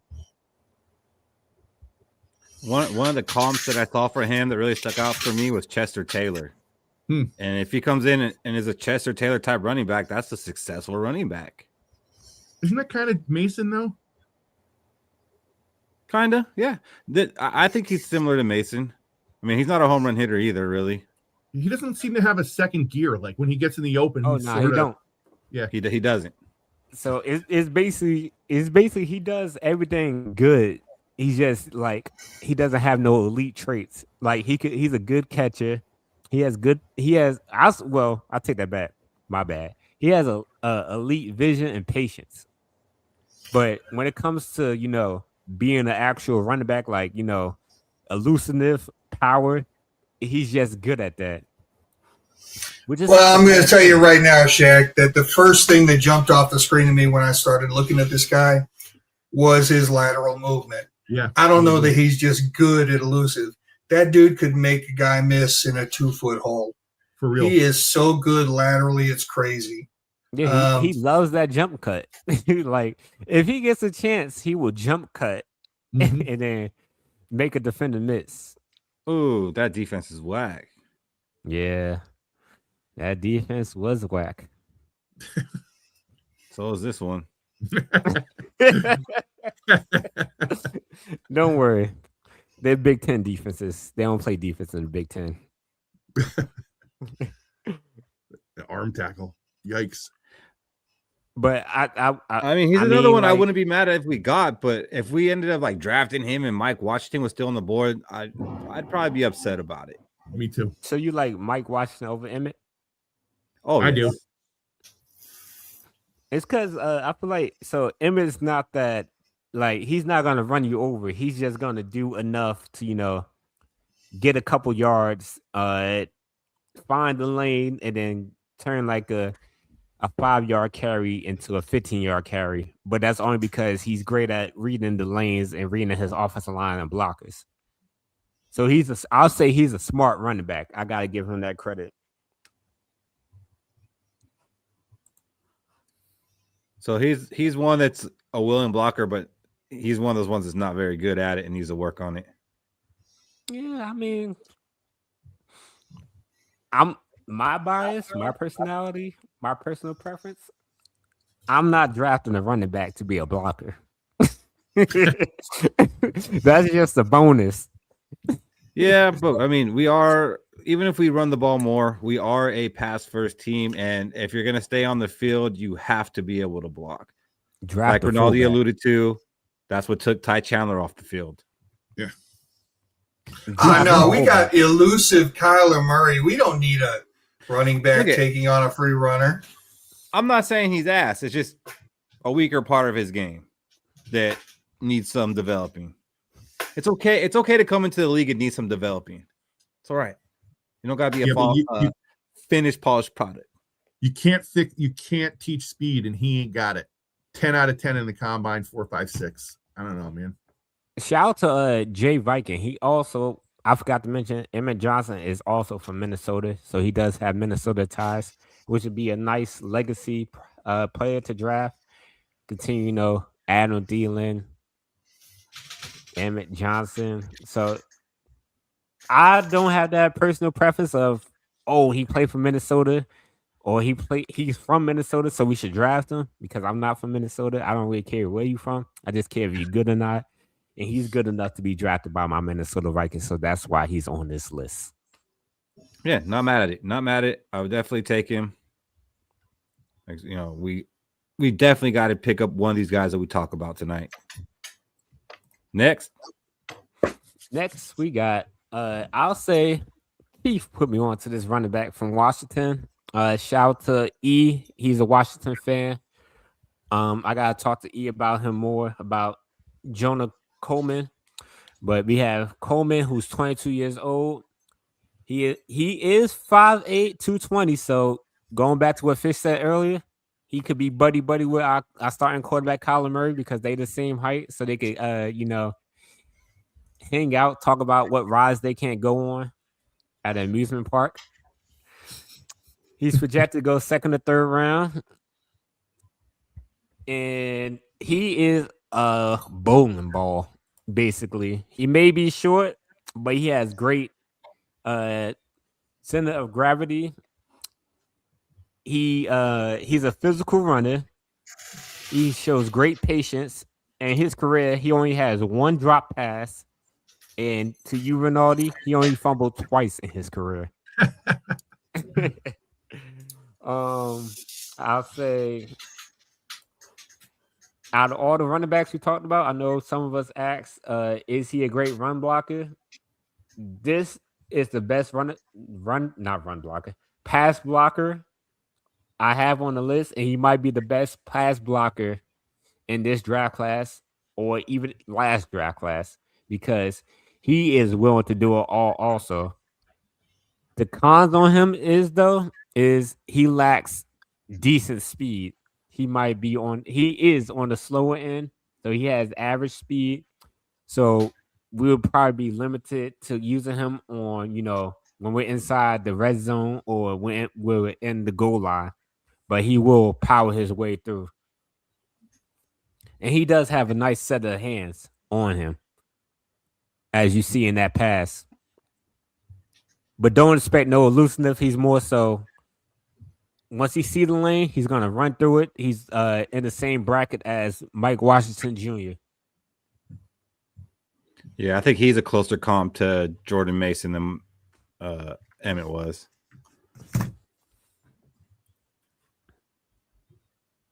Translation, he's slow.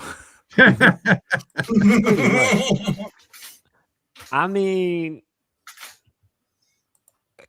we don't really need, as long as we call the right plays. And I know some people are 50-50 on KOC play calling, but Washington made it work with him. Give him certain plays. You don't need him to have Jahmyr Gibbs speed or who else is a fast running back? Devon A-Chain speed. That's not his skill set. His skill set is find a hole and then break tackles. He is a power back. He's old school. He's more so in the line of, I say, a Mike Oslot. Like you're not expecting him to run a 40 yards and then outrun defenders. Yeah, I'll take it to an old school one. Maybe Fish will remember this guy. Robert Newhouse is who he looks like to me. Oh my gosh, yeah. Big old legs. He looks like Barry Sanders without the ability. Wow. So you're just calling him small. Yeah. Small, thick in the lower body, just has none of the ability. Well, he has the power. He reminds me of, okay, he's got power in college. How many college power backs have we seen really make it as a power back in the NFL? They meet in college they might meet one true 300-pound defensive lineman. They get to the NFL and they're all true 300-pound defensive linemen. I don't know. I'm kind of out on this guy. He doesn't shy away from it though. You could either get Braylon Allen, who thrived on being the power running back and it translated well, or you could get the running back who also was from Notre Dame, who went to the Broncos. I can't remember his name, who didn't really pan out. Estime? Yeah, Aldrick Estime. So I could see where you're coming from, Fish. Fish is a height supremacist. Hey, Shaq, did they do any interviews with any of these guys? Do you know? I know they interview Emmett. I want to say they also too. Who? Damon Claiborne. Yeah, they also interviewed Damon Claiborne. I want to say they also interviewed the next prospect I'm gonna talk about. Who is not Jeremiah Love. We have Jadarian Price. He is one of my homies' favorite, who's the Chiefs fan who occasionally tunes into the show. We have Jadarian Price, 22 years old, 5'11", weighing 203 pounds. Some consider him the second best running back, only behind his starting running back, Jeremiah Love. Basically, he is seen as the best zone fit running back, not named Jeremiah Love for this scheme. Price, he's on the elite side of fast. He could turn small creases into a huge gain. Has great acceleration, and he can make people miss in the open field.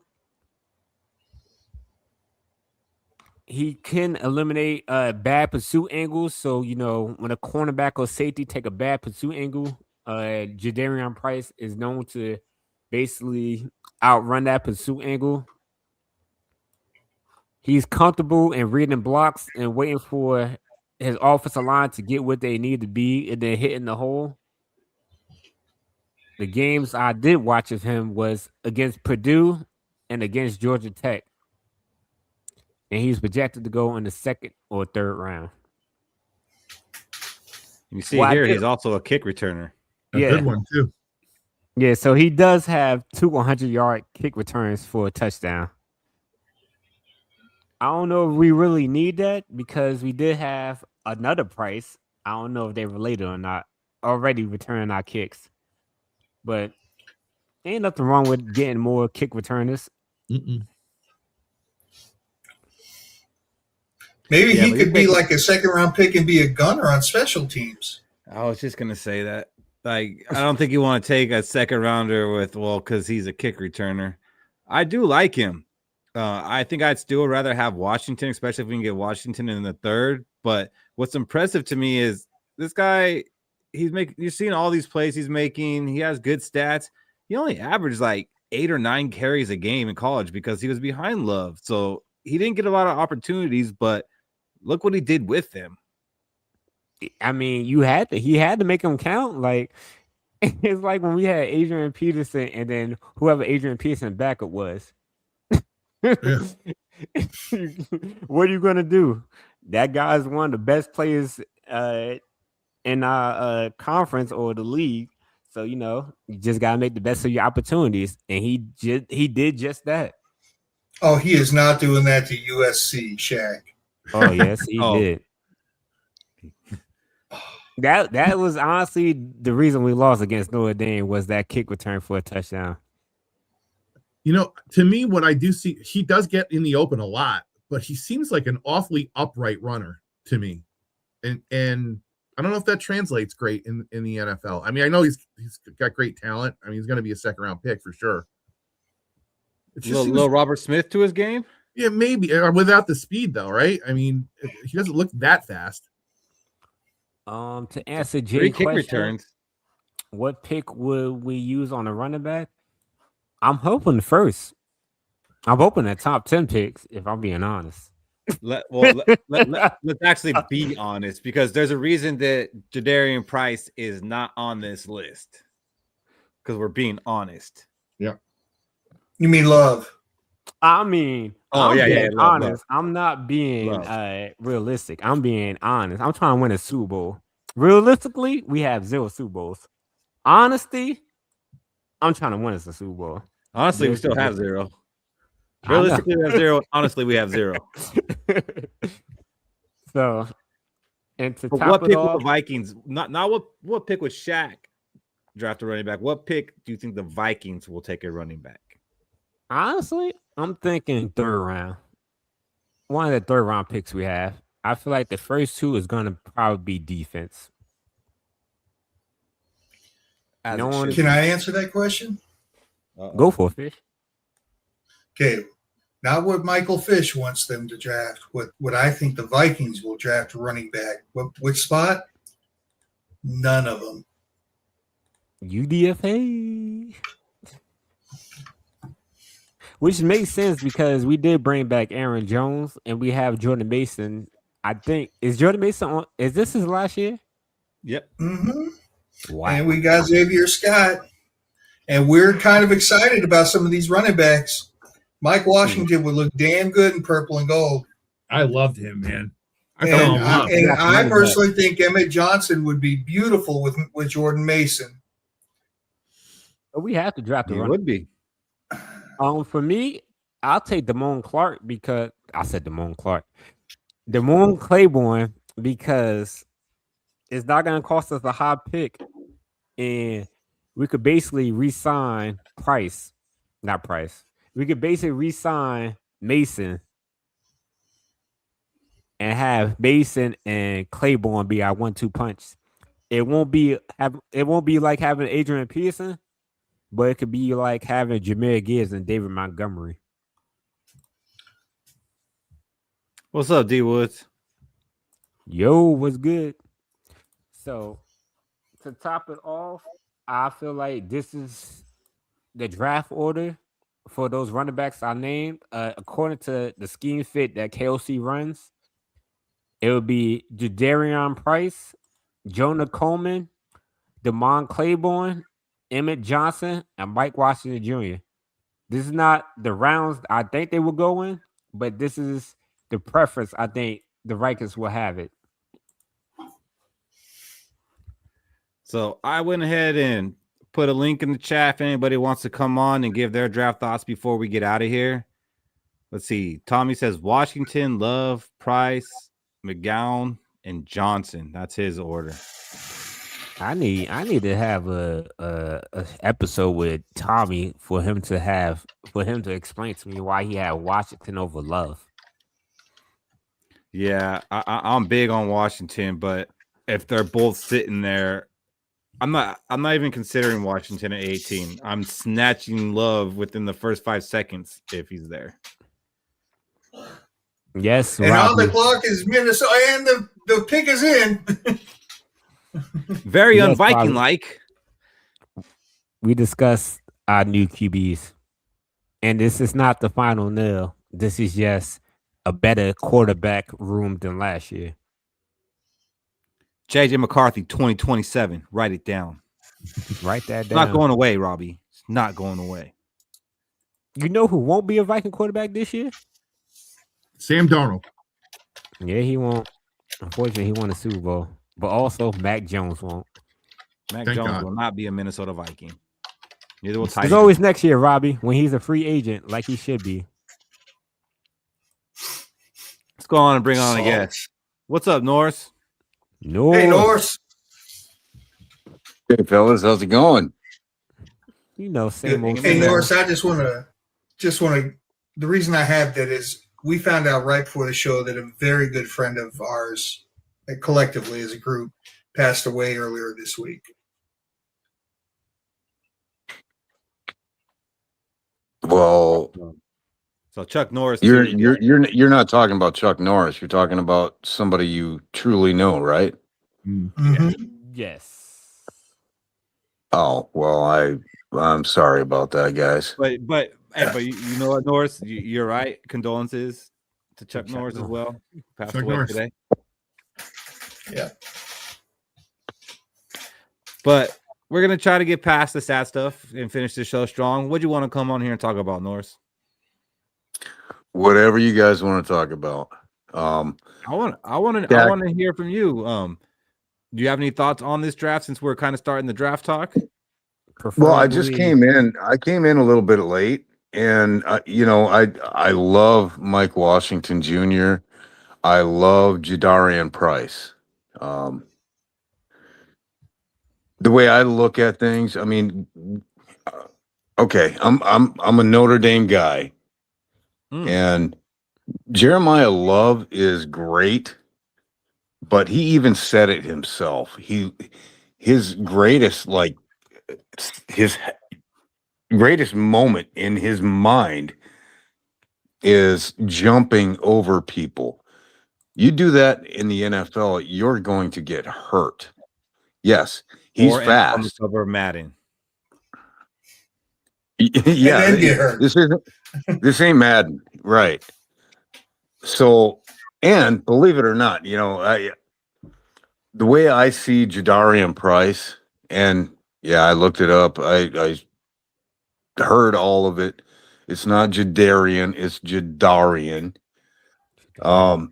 dude, he's got multiple hitches. I mean, he's got bob and weave, so to speak. Kind of like the great fighter, Muhammad Ali. Float like a butterfly, sting like a bee kind of attitude, the way he moves. He may not be the fastest, but that boy can cut and run. Not just one cut, he's 3-4 cuts, and then he's gone. Now, everything that Shaq showed, believe it. That's the dude. If you do go get a running back early, get that guy. That's the one I want. But so would you be okay if he's not the available? Would you be okay if the Vikings use their second round pick on him? I'd be okay with it. I mean, I think we got to build the trenches. I think we need 2 safeties and at least 1 cornerback. That's just me. But I'm more defense. Now. I don't think I want a running back in the second round. I think there's going to be a couple good ones in the third. And you know what? I'll say this. I'm okay if we got to package both of our thirds to move up in the third and take Washington. Me too. Or I'm okay with Washington for sure. And our 2/3 get us to the back end of the second round. F them picks, right, Shaq? I mean, I was, more so trading the first and the third, and maybe the fifth to go in the top. Shaq's like, I'm trying to trade away our 2027 picks. Like, I'm effing them all the way to next year because I want my love. I'm talking Super Bowls. I'm not trying to keep talking draft talk. At the same point, we gotta start talking Super Bowls. Timmy, happy birthday, man! What's up? Birthday boy, Timmy. Hey, what's up? What's that? Which running back you like, Timmy? The running back, Washington, Colborn, those 2. Washington, Claiborne. Yeah. I mean, if he's there in the 5th, I'm good with Claiborne, and that means we probably I would take defenders. I would take Washington in the 1st, and then go after 2 defensive guys in the 3rd. Washington in the 1st. I can't be mad at it. If it's your guy, you gotta take him. Like a lot of people didn't expect Gibbs to go top 10 until Detroit said, you know what? We drafted him top 10. I mean, that's fair, but if you're gonna say Washington in the 1st, I gotta say you traded back twice in the 1st and you took him at 32 at least. At 18, man, I'd be scratching my head. I would be. I'd be making the whole NFL be scratching their head at 18 if we take a running back first. Yeah, Keith rather get the 5th best defensive tackle over Washington with the first pick. Tommy, I was before you on Washington, just so you know. Yeah, Keith was. I think Fish might have been first for me. I don't know if it was between you and Fish who brought him up first for me. Oh, Washington? Yeah. I never heard of that man until the combine. Okay. I was thinking that Sonny Styles for the 3rd round. Take Sonny Styles. I don't think he's gonna be in the 3rd round.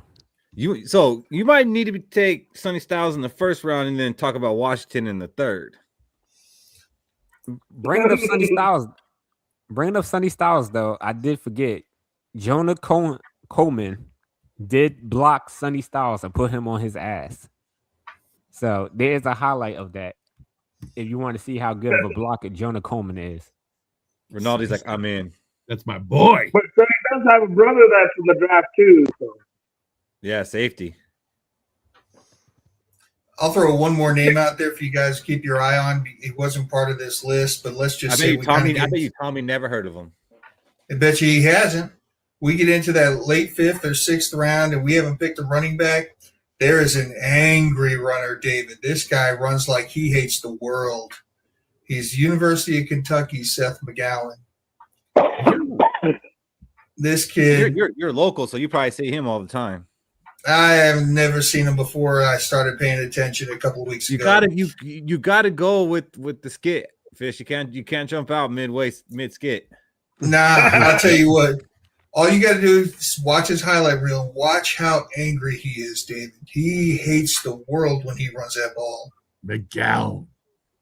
Seth McGowan. It's like he runs so angry. Ricky Waters even would be like, "Damn, man, chill out." Damn, talking about Ricky Waters. So wow, you said like fifth round Fish, maybe sixth round, and I know you do this video fishing for prospects where you bring on our guy Tommy and Robbie, and they each pick a player. And I think you've gone through the fifth and sixth round, and I haven't heard that name brought up. Okay, so real talk, Unc was going to do it, but then in the interest of not being a total homer, he decided to go with somebody else. Well, I'm gonna fight him for eternity because a real scout, no matter what, goes with the best prospect, homer or not. Boom. Don't worry, Unc. I can show you a lesson or two. Get you up to date with modern technology. What's up, Timmy? I'll take Styles the first. Then I would do his brother, one of the thirds, and then Washington, first one and the third.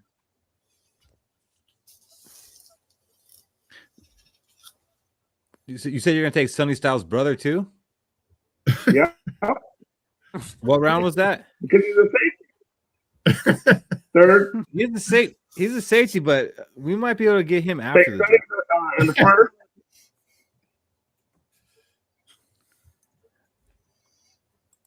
Look, man, the Kings aren't very good this year, but they're still going to make the playoffs. All right, George. Go for my Sabres. You have a hockey team? My Detroit White Wings are in the playoffs this year. So to add to the Vikings running back list, we talked about clearly Jeremiah Love, who's considered the number one running back, who might be a generational talent. We talked about Jadarian Price, Jonah Coleman, Mike Washington Jr., Damon Claiborne, Emmett Johnson. We also talked about Singleton from Penn State. And I'm okay with any of these running backs coming from my Minnesota Vikings team. Yeah, Singleton's definitely going to fall because he didn't have a great season, and now he's got the broken leg. So I think it was a broken foot. It was a broken foot in the Senior Bowl. I thought it was his leg. Okay, but I mean that might be worse. Watch the film though, guys. Watch the film on Singleton. He reminds me of Ty Chandler. He's got a world of speed, but he can't see a hole to save his ass. If he's not outside running on a straight line, he can't do it. We don't know. I don't know. Just watch the film. Watch the film. Yeah, no, I honestly don't know much about Singleton. I know that Shaq has talked him up a little bit, and I usually take his word for it. But then I saw the injury. It's like, I don't like hurt feet. The only reason I wanted Singleton is because right now we have Jordan Mason. I'm looking for a complimentary back to how Jordan Mason plays. But I come to find out we don't have Jordan Mason after this year. Yeah, we don't have any running Don't backs. we have Jones until next? No. We have Jones is the and 1 year. Jordan Mason both signed for this season, and after that, we have no running backs under contract. Yeah. You know what's So ridiculous I would take, is. Oops, sorry. Go ahead, Rinaldi. I wasn't saying nothing. That was Timmy. Go ahead, Timmy. We just take two running backs in the third. We could. I had to replace. If we don't re-sign Mason next year, we got two backup running backs in the wing. Hey, yeah, let's go get Emmett Johnson and Mike Washington. Boom. Boom. Or what were you gonna say, North? Or hear me out. Oh gosh. we get Jeremiah Love, and we get a UDFA. Okay, so the Titans are probably going to take Love at 4. So Mhm. what are you offering the Titans to make them get off of that? Because you got to Do go we up play to the 4 Titans now. this year? Do we play the Titans this year? In preseason. I'm going to that game, by Wait a the way. minute. I think we do. In preseason. It's the last game of preseason. Oh, okay. Damn. I was about to say we could give them a free win. No, you keep talking about this Jeremiah Love. Tell me seriously, what are you willing to trade to get up to that number 4 spot? We trade our first, a third, and they could beat us in the regular season. That's a free win. Yeah, I don't think you're getting there. Like, David, are we playing them here or there? I'll give them two Your thirds, house. third rounds and a seventh round. I mean, rainbows do exist. You are going to be after- giving them your first this year and your first next year to move up to number 4. Yeah. And you're doing that? So we get Love. The earliest we're drafting is 30th. And I'm okay with that. I like the cut of your jib, sir. So Norris, you hearing this? I mean, we will be giving J.J. McCarthy a premier running back again. So, yes, we will get deep at the playoffs. Well, I like what Fish just said for sure. We're giving J.J. McCarthy a premier running back. Yes, I love that. You know what, guys? Everybody else, all this fan base is freaking nuts. I can't figure out if they're schizophrenic or just bipolar. Everybody is this way and that way, and they're flim-flam waffling over everything. You know what? AOC is out there to save his own job without giving the guy that he actually did tab in the draft as their quarterback. He spoke up and down about him, and then all of last year, he threw him under the bus. And come on now. Any rookie quarterback, any starting rookie quarterback, we don't have to call him an actual rookie, but come on. He's a rookie starting quarterback. He didn't do all that great.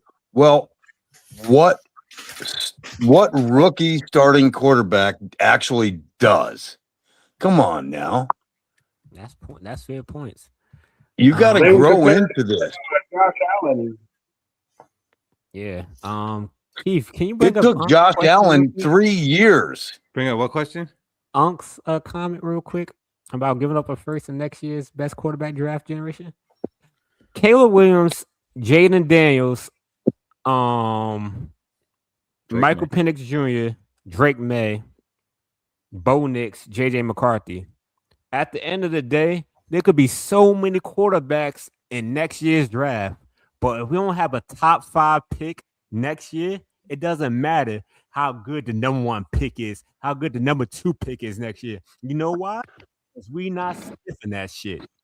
So I will give up next year first round pick, which is probably going to be the 30th pick, which is probably going to be the 29th pick, which is probably going to be the 28th pick. Hopefully it's a 32nd pick, because you know why? It doesn't matter what pick that is, because it's not going to be a generational quarterback. That's all. I like that, Shaq. Oh, that's all. That's all. Yeah. Hold on. I was need good to stuff. I don't think we're picking Clip a that. quarterback next year. There's gonna be some good quarterbacks next year. It's just the fact that if we're not in range to draft them, then we're gonna be talking about, oh, we got to trade up, and then we're gonna have to deal. How many first round picks are you willing to give up for Arch Manning? How many first round picks are you willing to give up for Julian Sand? How many first round picks are you willing to give up for Carr from Notre Dame? First off, these quarterbacks got to prove they actually elite. So, Fish, I believe you said you had a Gjallarhorn for us tonight. I do, and I'm not going to lie. Shaq absolutely stole the thunder on this right at the beginning of the show. I did. Well, I don't remember the beginning of the show, so hit us with it. Thank you, Robbie. Thanks, Robbie. Appreciate 38th in QBR. Done. Yeah. All right. 2027. JJ McCarthy. All right. Go ahead, Fish. Whether you are a fan of JJ McCarthy or you are a fan of the signing of Kyler Murray, this year, as recent history has proved, don't worry, you'll get your chance. Doesn't matter which one of them start the season. Recent history has proved they ain't going to make it all the way through, and your boy's going to get to come in and play. Shaq said that earlier. Thanks, You Keith. know what it is? You know what it is? Murray's gonna start. Wentz is gonna be quarterback too. You shut your dirty mouth, Timmy. JJ McCarthy's gonna be number 3, and both Carson and Murray get hurt in the NFC Championship, and JJ saves the team in the Super Bowl. Wow. We're really going there, Timmy? Hell yeah, baby! You gotta take a big jump. I know what you wish for when you blew out the candles. A fucking Super Bowl, baby. So Every time I throw a coin in a pond. So I'm buying that, Fish. I don't remember the last time. Well, I don't think Kyler Murray ever played the full season. But in the event that he goes down, I believe JJ McCarthy is ready to, step up where Kyler Murray goes down. And I think Wentz is just there to be an emergency QB. To make sure Brosmer never sees the field. Pretty much. Brosmer is here in practice squad. Sorry, Minnesota fans who thought he was going to be the next Brock Purdy. Brosmer is not even the next Nick Mullins. I'm sorry. I'm not sorry. I do. Don't Okay. ever say he's better than JJ. Somebody hold my bag. Somebody hold my bag in my I want to earrings. say something about this. I agree, Fish. I think they both do see the field. But I do like this turnaround that Shaq has come to with JJ McCarthy, who was once called Jonathan. I think Shaq believes a little bit more in JJ McCarthy than he did at this time last year, which, is odd timing, but I do like that he is getting behind our franchise quarterback. It feels like Cody last year.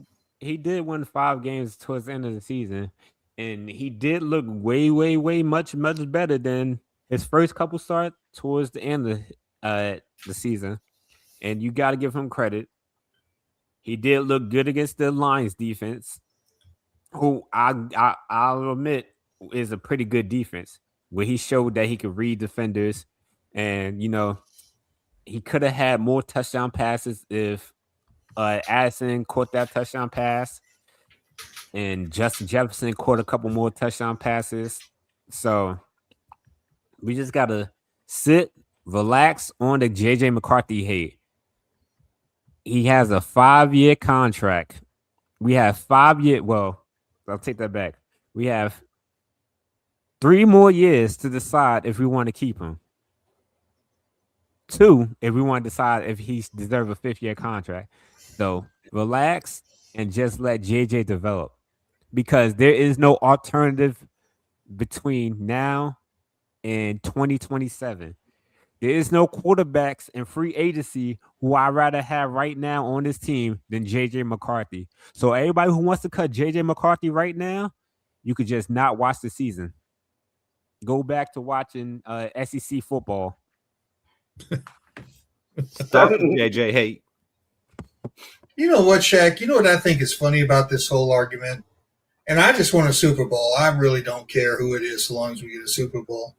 But, when Kirk Cousins was our quarterback, throwing up all these stats and all that, all of a sudden wins were the most important thing. Wins were a QB stat. The stats don't matter. Wins.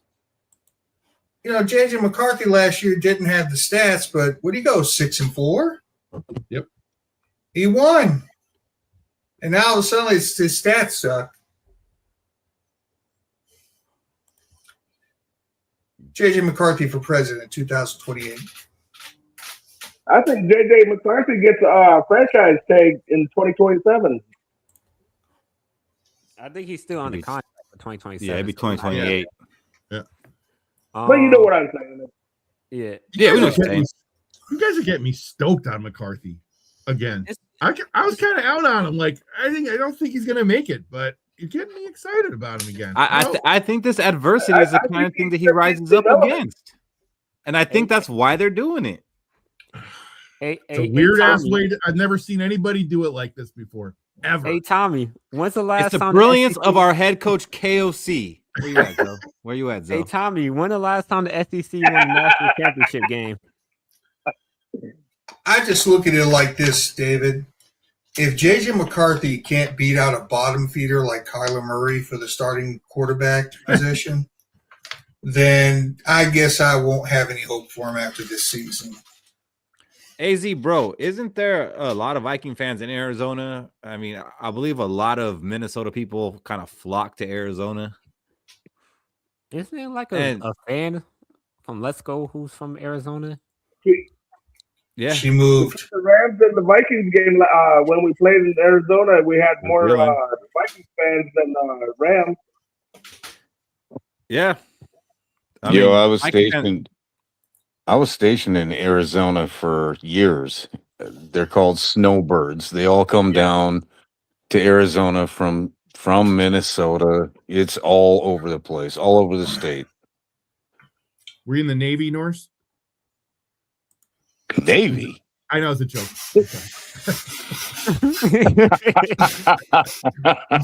Damn, he got offended real quick. No, but my dad was.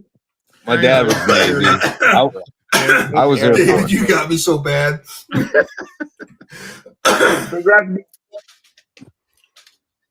No, actually, I was Air Force. My two of my brothers were Army.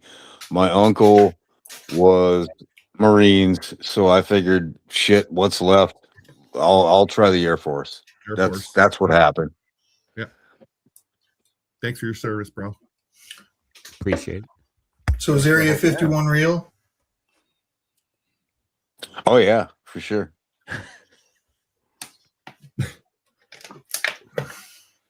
What's up, OKC Skol?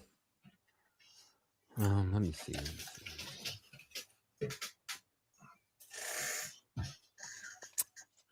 I guess I could make this a Gjallarhorn. Hit us. I know I've been joking, and no, it wasn't even a joke. I take that back. Fuck that. I believe the Minnesota Vikings have the proper team even before the draft. Oh shit, it's thundering outside. Whoa. Maybe I should take that back. God told me not to say it.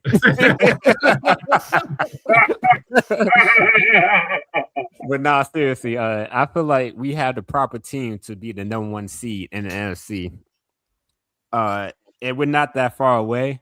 It's just more so play calling and execution.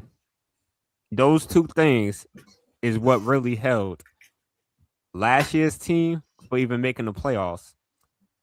If we could get better, and then if we could get better draft wise, and then play calling and execution, another year under KLC, B Flow, Pat Shermer. I forgot OC name. Wes Phillips. Doesn't matter. Doesn't matter. KOC. Another year under these coaches, they should. It's like our players. Another year in the system, they should get better along with our players, and we should be in for a rude awakening and be the best team in the NFC. And I know everybody gonna say, "Oh, Shaq, you're a homer.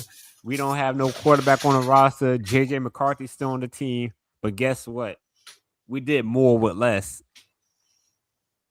We still won 9 games, but we did more with less. I like it. All right, Shaq, I'm buying. And the reason I'm buying is because for all the ass quarterback play that we had last year, we were so close to the playoffs. just competent quarterback play would definitely have us threatening. I'm gonna also buy because I know earlier I kind of complained that we haven't done much in free agency, but like Rinaldi said, what was out there that we really missed on, and what do we really need? You know, we could use a cornerback, we could use a safety, sure, but I think we have a good starting 22. We need depth, and in that we can get that in the draft. That's where we want it. We want to get our depth in the draft because we want those guys to develop into starters.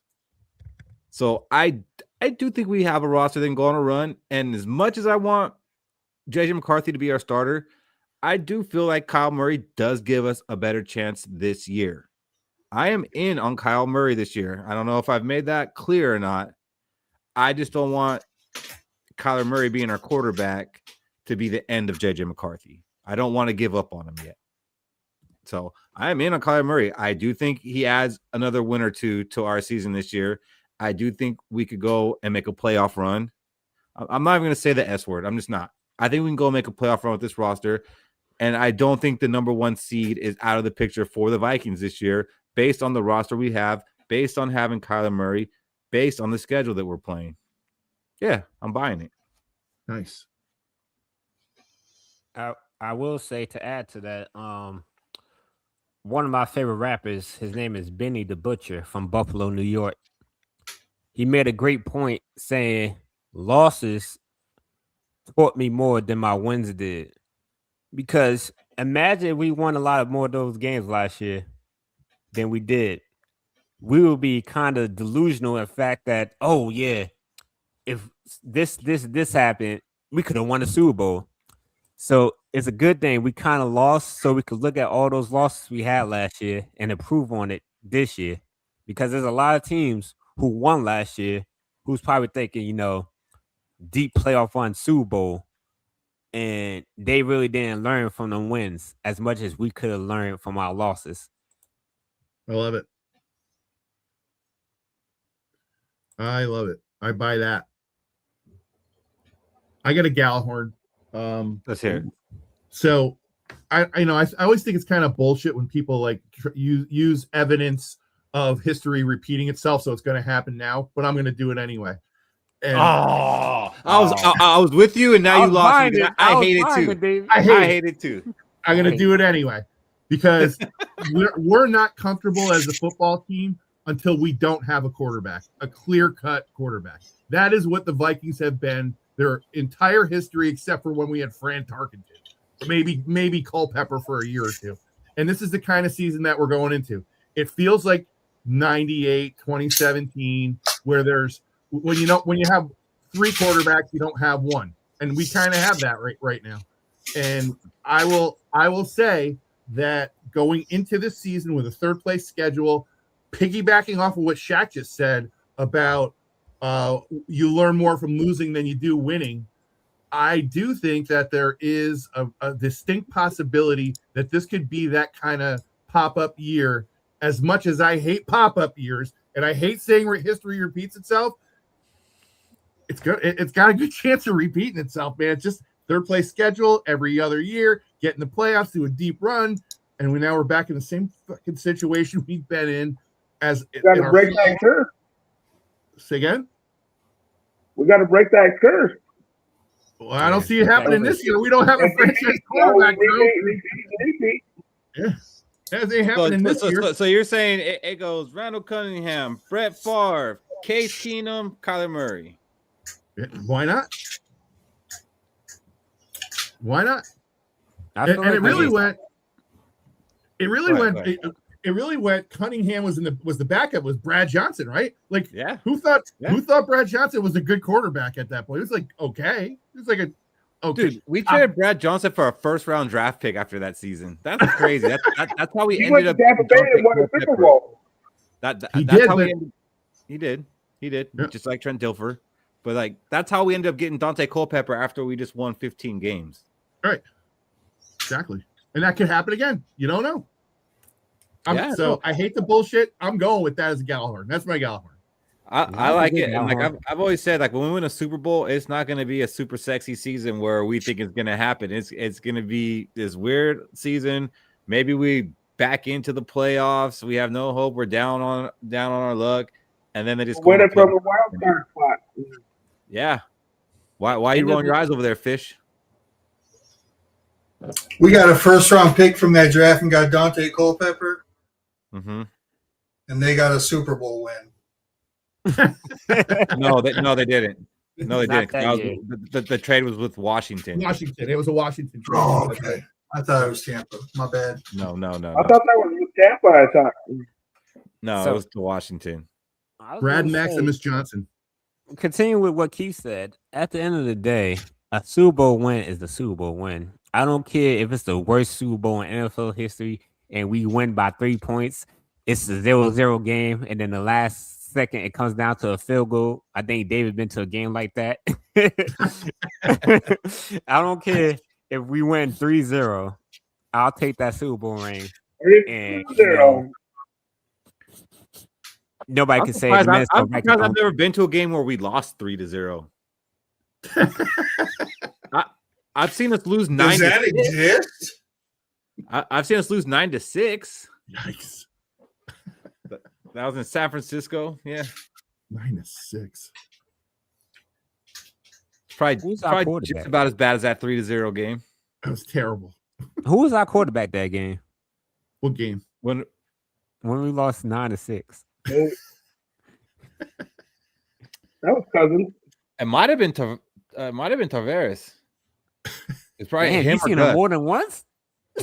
It might have been him or Gus. Chester Taylor was our running back. So it was the year before AP. So 07. Yeah. I don't remember. So it might have been Gus.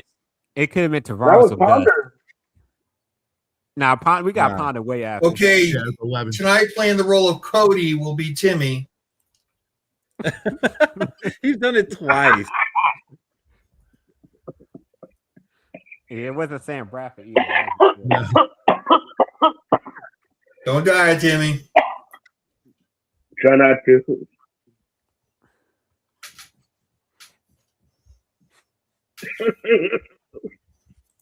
That's Shaq. Okay, so it was 2006 actually. So it was 2 years before Peterson. It was Brad Johnson.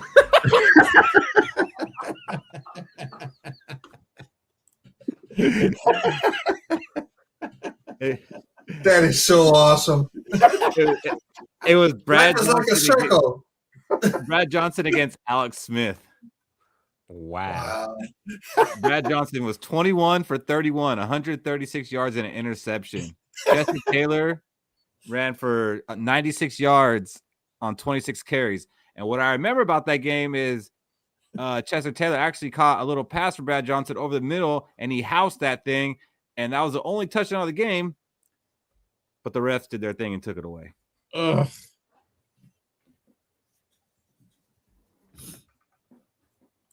Because the holding call. Super sticker. I've never seen a super sticker. Whoa. It's pretty much not a super chat, but you know, if you donate money, you could choose a sticker that YouTube selectively have. I don't know why it's not showing up, but probably on the YouTube side it showed up. I'm not 100% sure. Oh yeah, it did. It shows like a little emoji face with no mouth. Yeah. Oh, That's that's normal. under construction. That's their avatar picture, Timmy. I know. I'm just saying. It's like, hey, that's kind of cool.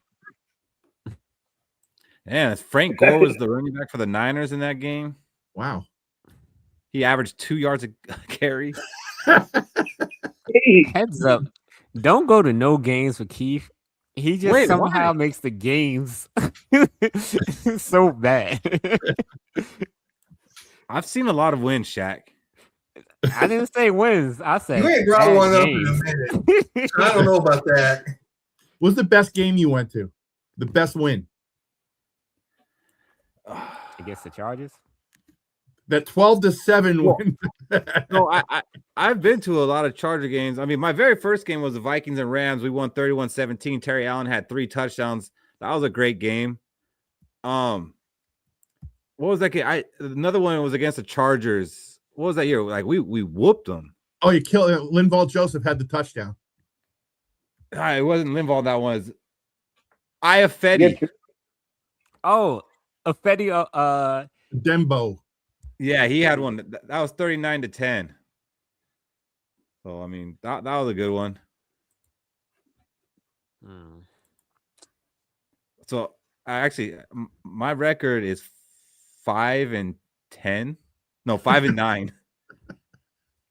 So you drafting top 5?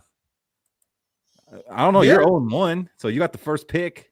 Yeah, and that's how you do it, Keith. Learn from me. You get the first pick. Oh, you were and then trade back. tanking. He's tanking. He's tanking. tanking, baby. If you Rinaldi, can't what's trade your up, record get going the to first Viking pick. game? What's your record going to games, Rinaldi? I think it's 14-0. Shut your mouth. Shut your I mouth. do. I really think it's 14-0. Sorry. Yeah, you lucked Yeah, up. I like You your, lucked up, I like your Ronaldo. puppet. Yeah, we got them from Lucy. She They made are us these damn it puppets. dolls. You hold it during the game, and when the Vikings do something that pisses you off, damn it. Damn it. They look pretty cool. They are. Lucy, They're that very looks cool. pretty kind of cool, buddy. Lucy and the sky with diamonds.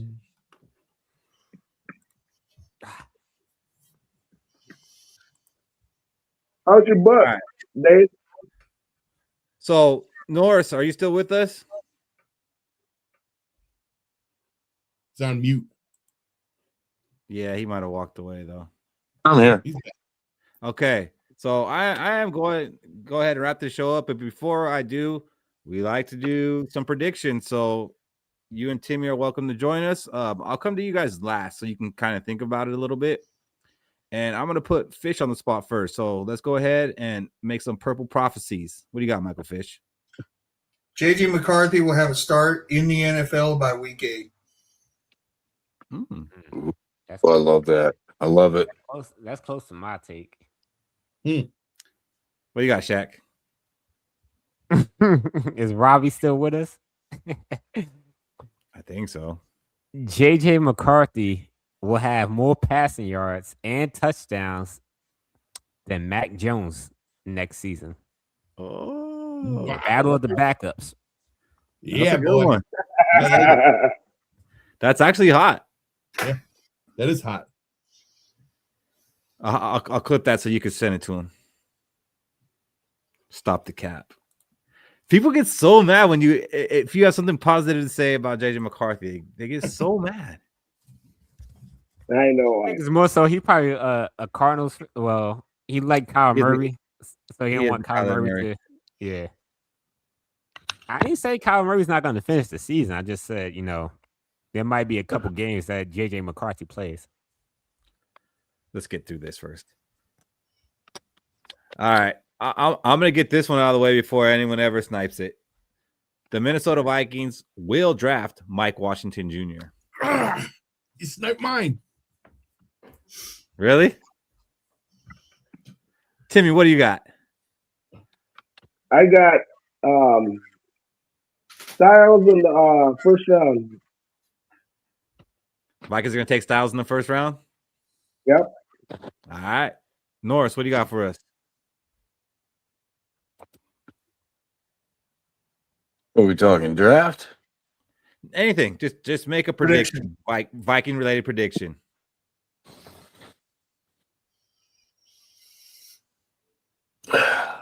Man, this is tough.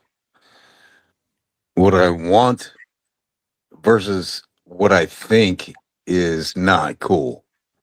Well, this is a purple JJ, prophecy, so speak it into existence. Right. I'm with Fish.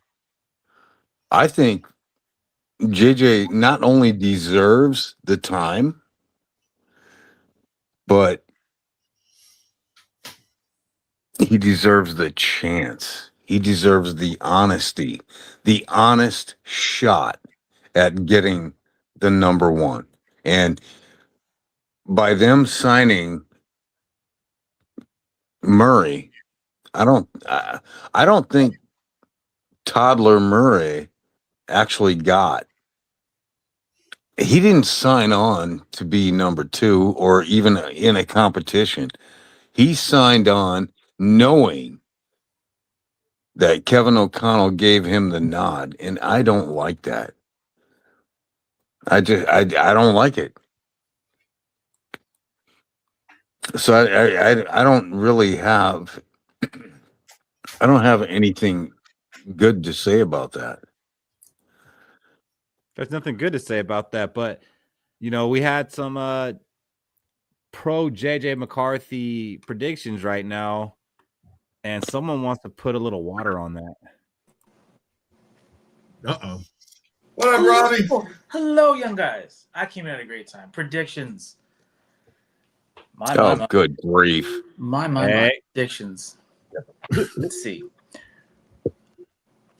We drafted another quarterback, and he not just never steps foot on a Minnesota field ever again. He doesn't play football ever again.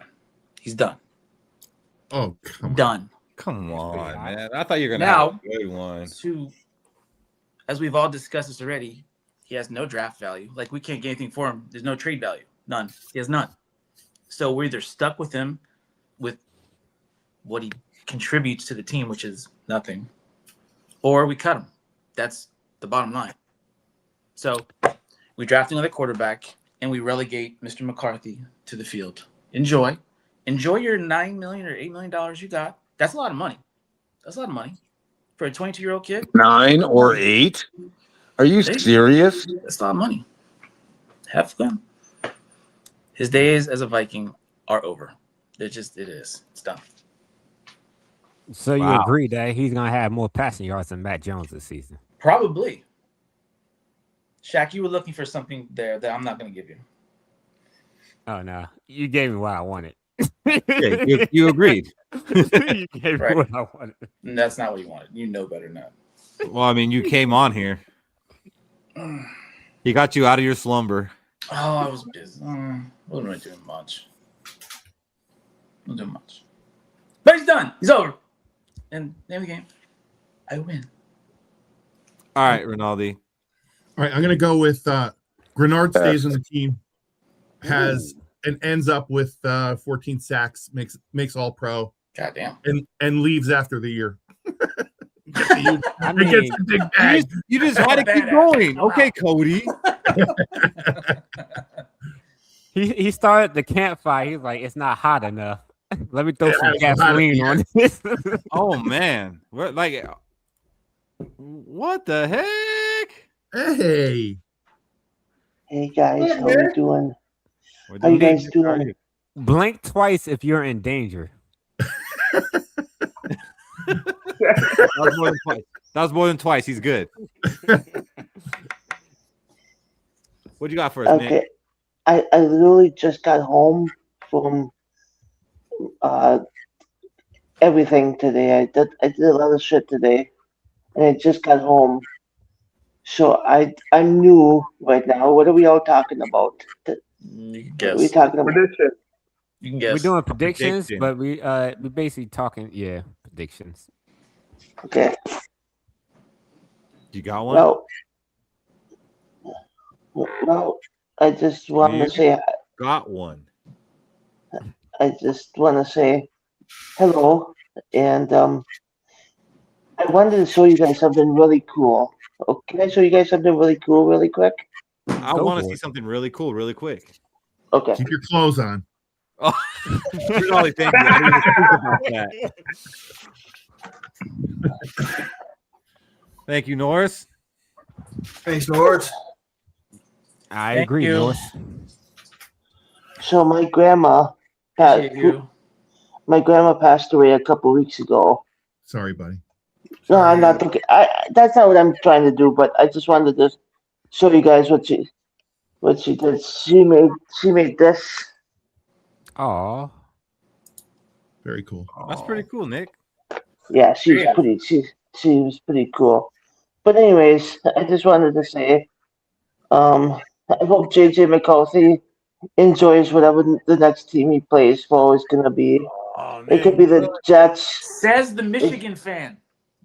Says That the could be- Michigan fan. You, Thank you, you, Nick. you know, Thank you, Nick. I'm officially out. I'm officially out. Kyler Murray for president. Um, general manager. Any other thing he needs to be, but yeah, fuck JJ. Oops, I'm sorry. I'm sorry for my language. I'm sorry. a whole FJJ. I'm Cody's done. not here tonight. Cody had to do some traveling. He'll be back with us next week. He's doing some family things. Comes up once in a while for us. Nick, man, you had me. You got the statue. I was gonna tell you that's probably the key to us winning the Super Bowl this year. I Consider me the almost key. want to say mean things about it now, but I'm not going to. I'm not He going woke to. up. Your grandma gave you. He that. woke up. You do not mess with my grandma's legacy. He woke up. kid. I am not messing with your grandma's legacy. I choose not I'm to. just kidding. I'm kidding. I'm kidding. No, I'm just kidding. I'm too harsh on JJ probably right now. I've had too much to drink today. March Madness shit. I drank all day. But I saw you guys were still talking and I just wanted to come on and say hi. Did Michigan, Ohio win? I don't even remember. Michigan won basketball. They When you did. don't remember, that's a good day. Yeah, Oh, it I is. think it just That's a I good think it day. just I think they just broke a leg on accident. My grandma's thing, no, I didn't. Okay, but I'm kind of so. I'm actually gonna say why I'm kind of excited for Kyler Murray. With his scrambling ability, secondaries are gonna have to cover Justin Jefferson, and Jordan Addison a little bit longer because of how mobile Kyler is. And that could lead to some really explosive plays in the passing game. That's what we're hoping for. All right. Have a Well, good night, everybody. Good night. Before this turns into a long show, I'm gonna go ahead and get us out of here. So, final words. What do you got for us, Nick? Give us your final words, your final thoughts. Well, it was good popping on. I miss you guys. I'm sorry I don't come on too often. Yeah, don't be a stranger. We miss you too. Well, Friday I get up at 3:00 on Friday mornings. It's tough to come on Thursday nights, but Oof. love you guys. And I'm probably gonna get kicked out of my apartment because I'm probably talking too loud right now. And so, What time is it? Where you at, Nick? 11:30. Yeah, it's It pretty depends late. on the 9:30. regulation. Shaq already ate his dinner during the show. He's about to make breakfast. Can JJ beat out Wentz for I'm quarterback waiting. 2? I think he can, JJ. I think he can beat out him for quarterback 2. And I think that is the whole point. Hey, JJ, I saw that you were in here. I'm sorry, man. I had something to do. We couldn't do it on Thursday. Just so you know, we'll be on Friday next week, too. The guys up top, they don't even know that yet. Now they do. So, yeah, it'll be next Friday, too. Don't worry. I'll ask Tuesday about Thursday's show.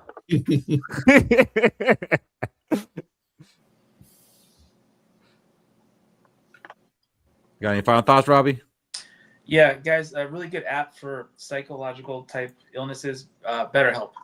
Very, very good app. I highly recommend it. Some of y'all need it more than others. But I'm totally all for venting and healthy mental living. And those in heavy denial. BetterHelp. Very good app. Highly recommend it. Have a good week, everybody. I think JJ McCarthy used that app actually. It was probably anchored off of his ass. But hey, that's more money for him. Again. Norris, give some final words. It's the best thing he's ever said. Robbie, have fun sucking that big one. Late. I don't know what that means. All right. Rinaldi. He's actually here right now. He's going to start in about 10 minutes. Hey, and Rinaldi, hey, thank you for jumping on with us, man. I sprung this on Rinaldi about 2 minutes before the show started. I was like, "Hey, do you want to come on the show tonight?" And like, I didn't mean like just as like a guest, like to be on the whole show. And he's like, he jumped right on. So man, thank you for doing that, Rinaldi. Yeah, man, it's cool. With you, man. It's good to We always appreciate you, Rinaldi. Yeah, it's always good to be around you guys. I love you guys. So yeah, you know, we lost somebody really close. I've been around from this show from the beginning, and she was too. I'm gonna miss her. It was without Lucy around. You know, I want to just say, hey, girl, I know you watched tonight. I hope it was we represented for you, and you know, let's just Skol, man. This is a great show. You guys have done a wonderful job with it. I watch every single week, and keep doing what you're doing. And and I saw somebody put it up tonight. You're 100 and something people away from 1,000. If somebody told us that 3 years ago, I think it's pretty cool, dude. So you guys have done a really good job, and your banter is great. It's just awesome. So thanks for having me on, guys. Peace out. Thanks for coming in, Rinaldi. What do you got, Appreciate you. For whoever's still in the chat, make sure you guys leave a like, comment, and subscribe on YouTube. That is how we grow the show and get more fans to come tune into our wackiness. I will say, if you're feeling real generous, you can send donations like Robbie did earlier, or Northrius on YouTube by clicking that $. We appreciate any donation. You don't have to, but we do appreciate it. It does bring sadness to us that, you know, we did lose Lucy, but we will always celebrate her joyfulness because she was never a person to be sad. She will always be happy at what circumstances. Even when she was mad at one of us for not agreeing with her, she still brought us joy. So, you know, shout out to you, Lucy, up there in heaven. Her attitude was her charm, though. Lucy passed away. Lucy passed away. Yeah, Lucy passed away, Nick. Either. But yeah, her attitude was her charm. That was for sure. Yeah. I didn't know that till you said that. I was like, holy shit. So I'm gonna miss her. She was good people. Yep. Yeah, I don't want to break it to Nick, you know, after his grandma, but yeah, I just found out about 30 minutes before the show. So. Wow.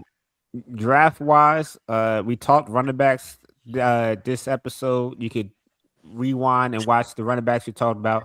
Next week we will be talking about cornerbacks, so we'll keep you posted on that one. That's all I got. All right, Michael Fish. For Vikings fans, by Vikings fans. Thanks for joining us, all you guys up here on the screen. For everybody that's still watching, we appreciate you.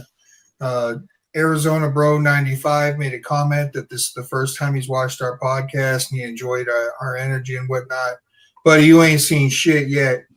We were seriously depressed coming into this one because, like Keith said, we found out just a few minutes before the show was starting that a good friend of ours, a person who is actually a part of the beginning of this channel, passed away unexpectedly this week.